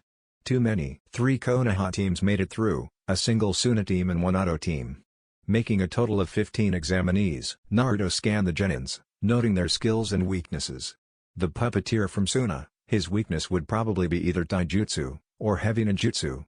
The Ado nin with the contraption on his arm, would most likely favor taijutsu, so on and so forth. And surprisingly, Danzo was here. Standing near his father, and was staring at him. The old warhawk smirked. Naruto already knew what he was supposed to do here. As his sensei had instructed him to crush the competition. Not like that was not what he was planning in the first place. "Now let the preliminaries begin." The Ondame shouted as silence descended. Names were to be picked randomly and 2 enemies would fight each other. The victor will be granted the right to proceed to the finals, although Minato had volunteered Naruto to fight twice because of the imbalance in numbers. 2 people held their breaths as their names were shown on the black screen. Namikaze Jin vs Hyuga Hinata. Gasps were heard from the Konoha teams as everyone knew the shy Hyuga liked the Namikaze. What would happen now that they were forced to fight for the chance for promotion? Jin said nothing and jumped down to the arena. Though he was inwardly laughing. Hinata loved him. This would be the most easiest matchup ever. She would never bear to attack her beloved crush, right? This would be a walk in the park. However, the Hyuga was having an internal turmoil herself. If she fought and lost, it might cause Jin to lose interest in her, and it would also bring shame to the clan. If she fought and won, it will cause Jin to hate her, but on the other hand bringing glory to the clan. Hinata sighed. As much as she hated the bratty Jinchuriki, she would have to throw this match. She jumped down as well, facing the love of her life. Jin-kun. Let's have a great match. The Namikaze nodded. The judge, a sickly man named Gekko Hayate, shouted Hajime. Hinata walked towards Jin to shake his hand, and Jin did as well. Or did he? He grabbed her outstretched hand and landed a quick blow to her gut. This showed a new side to the hero of Konoha. Still gripping Hinata's hand, Jin continued attacking her. Punches and kicks flew towards her. As much as she wanted to just juke in the asshole, she endured. Finally, Jin lost his grip and Hinata fell back, unconscious. Everyone was looking at Jin in disgust, even Kushina, who came to see her son, note the singular, to compete, albeit only slightly. The only one who was not affected was Minato, who was clapping, and Gaara, just because he wasn't capable of emotion. Naruto was gripping the railing, his fist clenching onto the metal, leaving an imprint of his hand on it. He did not know why he was angered, considering he already threw all affection from the Hyuga away. Maybe it was because of the blatant dirty act his brother just performed. Gekko Hayate looked shocked. A sign of goodwill from the girl was taken advantage of from a boy she liked. This was disgusting. It sickened him to know this kind of people existed, but nonetheless, he was an impartial judge and announced the boy winner. Shusha. Namikaze Jin. The other teams watched in silent contempt and distaste. No words can be used to describe what kind of rotten being Jin was. The Namikaze walked back to his team, smirking and arrogant. Kakashi looked at him with both disappointment and anger. This was not what he spent the last 6 months teaching him. The next two fighters were quickly randomly picked. Kuji Akimichi vs Sai. Naruto looked on in interest. His root teammate was fighting the fat Akimichi? Intriguing. Kuji looked nervous at having to fight one of the people who arrived in the tower in 30 minutes. Although a bribe from his sensei turned him around, he was even extremely enthusiastic. Sai looked at his opponent with apathy, knowing the chubby boy had no chance against himself. But he had been taught to never underestimate his opponent, and never show mercy. This pig would have to suffer. Abbot Hajime. The starting signal was given and the Akimichi quickly used his clan's famous jutsu, Bubun Baika no Jutsu. Partial multi-size, he shouted and his hands enlarged, causing it to stretch and promising pain when hit with it. Kuji went ahead and tried to punch Sai, in which the root nin responded with a mass of ink snakes. The snakes wrapped themselves all the way around Kuji's outstretched arm, biting and constricting it at the same time. Yelping in pain, the Akimichi quickly dispelled his technique, allowing his hand to return to normal. Cradling his arm, Kuji yelled at Sai. "You bastard, that wasn't fair." Sai raised an eyebrow but did not reply. He wouldn't bother himself with such a inferior opponent. The Akimichi glared at Sai before shouting Baika no Jutsu. Multi-size, and his already round body increased in body size, giving him an extremely round appearance. He then followed up with Nikudan Sensha. Human bullet tank. Kuji tucked his limbs into his clothes and propelled himself towards Sai. Said Rujanan smirked and jumped out of the rolling ball's way. Kuji again rolled towards Sai, in which he again dodged. This happened multiple times until the Akimichi lost all strength due to chakra depletion. The onlookers gaped at the rather idiotic strategy of the Akimichi. Just roll and pray the opponent is too dumb to move away. Gecko Hayate deadpanned for a while before shaking his head in disappointment and declared Sai the winner. The other examinees were disappointed. The first two matchup was so boring. It seemed the other battles won't be as exciting as they thought. The other Jonan had no time to think as the next two contestants was already chosen. Zaku Ibumi vs Shino Aburame. FYI, Zaku's arm was not broken as they did not encounter Sasuke. That prick is dead. Okay, I don't really want to write this match cause you all know how Shino defeated him, so let's skip to the main attraction. Namikaze Naruto vs Inuzuka Kiba. Immediately the Inuzuka cheered Yada. "Looks like we got lucky, Akamaru." His dog canine companion barked happily. Naruto stared at him. "Let's just get this over with," he muttered. But Kiba's enhanced Inuzuka senses heard him. "Looks like you are looking forward to your defeat, Deadlast." Naruto ignored him and jumped down to the arena. "Hurry up already." Kiba growled but complied. "You better be ready for an ass whooping of a lifetime," he shouted. Naruto merely shook his head. Kiba was an embarrassment to the village. The proctor looked at both of them. "Ready?" Both nodded. "Let the fourth match of the preliminaries begin." Kiba immediately ran towards Naruto, intent on ending with a single punch.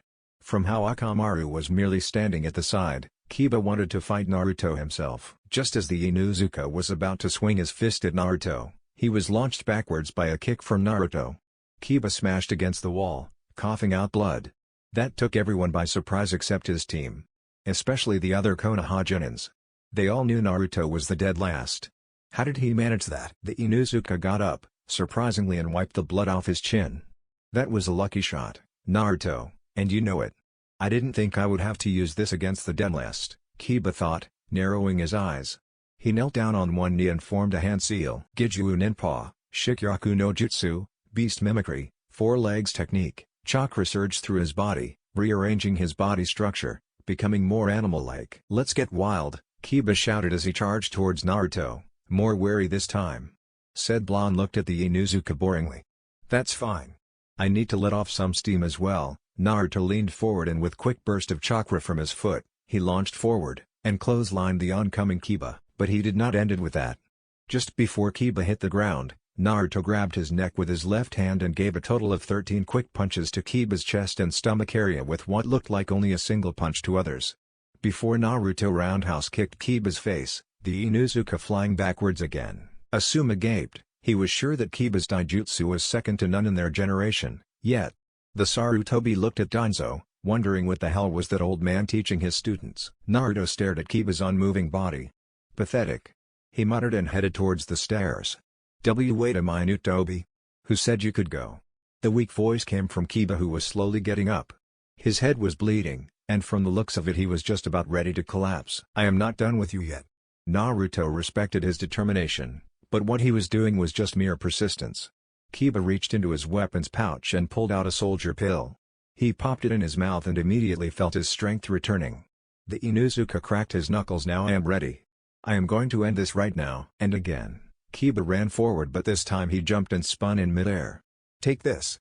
Ju-Ujin Taijutsu, Sudga. A whirling tornado of claws and fangs was formed, heading towards Naruto. Naruto noticed Akamaru still standing to the side and a devilish plan formed in his head. A second later, Kiba's Suga slammed into Naruto, and the blonde flew away, a trail of blood following. The Inuzuka stopped spinning and landed on his feet. How was Tiwa? Wait. What the? Akamaru.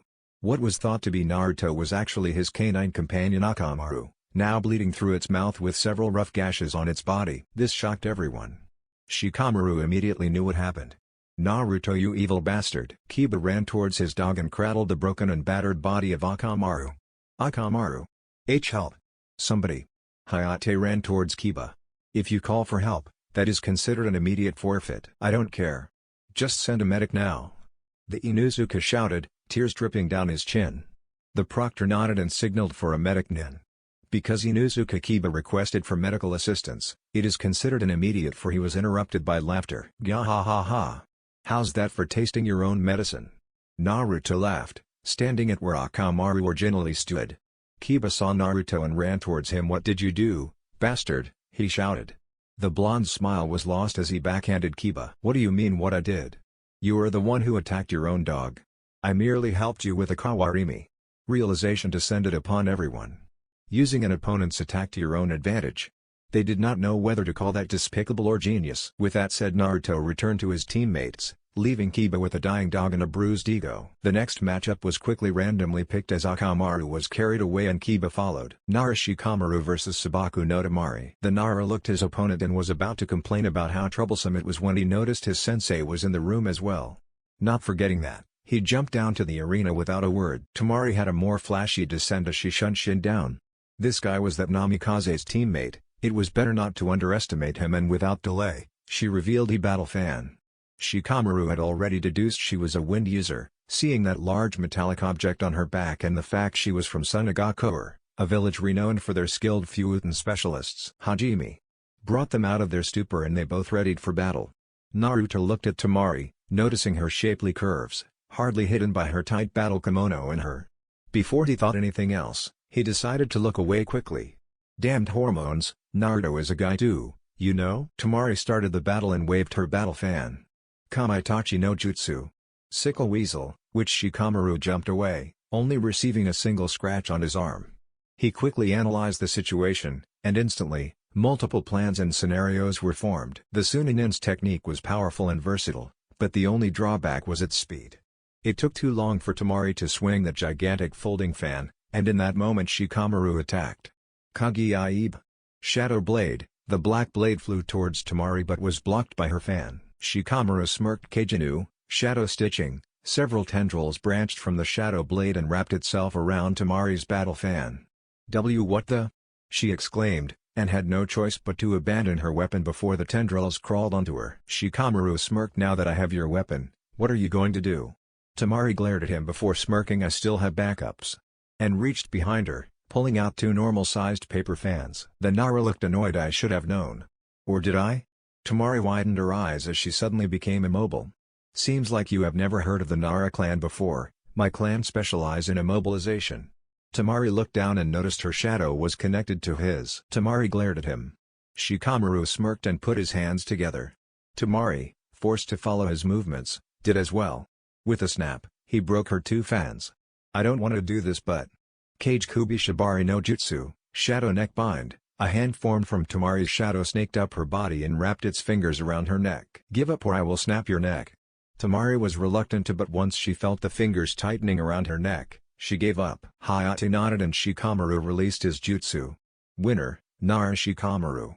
The Nara sighed Mandoke before noticing Danzo glaring at him. He waved a sign of apology before returning to his teammates. Upon returning to his teammates, Naruto noted him with annoyance. "You could have done much better." Shikamaru took a moment to look at the namikaze before muttering, "Well, she is a girl." The screen again went through the names of the remaining contestants. A second later it stopped. Sabaku no Gaara vs Kintsuchi. Gaara looked at Kin with distaste before he shine down. His opponent was a little weak, but if he could get blood, it was good. The sound nin jumped down and readied herself, her right hand already in her weapon's pouch. "Hajime!" Hayate shouted, and Kin immediately threw senbons at Gaara, which were easily blocked by his sand shield. The bell attached to the senbon had no chance to ring as Gaara's sand enveloped the needle and was hurled back at her. Kin skillfully caught the senbon by the bell, careful not to let it ring near her. Naruto narrowed his eye. That sand shield was interesting. He did not sense any chakra coming from the sand nin, but the sand rose up to defend Gaara. It had its own chakra? It was an auto-defense, most likely. The Jinchuriki looked at Kin before raising his hand. His sand rose and flew towards Kin and enveloped her whole body without mercy. "Sabaku Q, Desert Coffin." As he tightened his hand, Kin yelled out in pain. "Shit, he's going to," Hayate thought, but before he could do anything, Gaara formed a fist. "Sabaku Soso." Desert Funeral. The sand surrounding Kin imploded and crushed her. Blood dripped out from the floating sand. Minato immediately stood up. "Shit." He turned to face Baki. "Hey, Sand Jounin. Our village is not responsible for any deaths caused by other villages. This Sound Nin's death is on your village's hands, not ours." Baki glanced at the Sound Jounin, who shook his head. The Sand Jounin turned back to the Hokage. "I understand. Our village will take complete responsibility for my student's mistake." Minato nodded. "Good." He ushered someone to clean up the mess and signaled for the preliminary rounds to continue. Again, the screen flashed through 10 remaining contestants' names and it stopped. "Namikaze Naruto vs Tosuke Nuta." "Looks like it's my turn again," Naruto muttered before jumping down to the arena. Dosu did the same without saying anything. The namikaze was already pretty excited from Gaara's match. The sight of that much raw blood. Naruto shuddered. Hayate looked at both of them. "I will repeat the rules again. There will be no killing. Now, Hajime." Dosu unveiled his melody arm and ran towards Naruto. Immediately, Naruto released a large amount of killing intent. So heavy that it affected all the other genins and even some Chunin in the room. The killing intent stopped Dosu dead in his tracks. Considering the killing intent was directed at the Sound Nin, it was normal when he dropped to his knees, his legs losing all strength and unable to support him. Dosu started sweating bullets and was shaking in fear. Naruto calmly walked towards him as his overwhelming presence increased in pressure. The namikaze slowly took out a paintbrush and after cutting himself, he used the blood to draw a seal on Dosu's forehead. After it was done, the blonde whispered, "Chakra Fuin, Kai. Chakra seal, activate." A second later, Dosu screamed in pain. Multiple runes emerged from the base seal on his forehead and covered his entire body, trailing his chakra coils. The screaming stopped as Dosu lost conscious. Hayate could only wonder what the hell happened when he declared Naruto the winner. Everyone was looking at Naruto, wondering what he just did. What he did was simple. Naruto merely sealed off Dosu's chakra, forcibly making him a civilian without any ability to summon or feel any chakra for his whole life. That's the end, guys. If you enjoyed, then make sure to leave a comment. This is Chaos Shinobi signing off.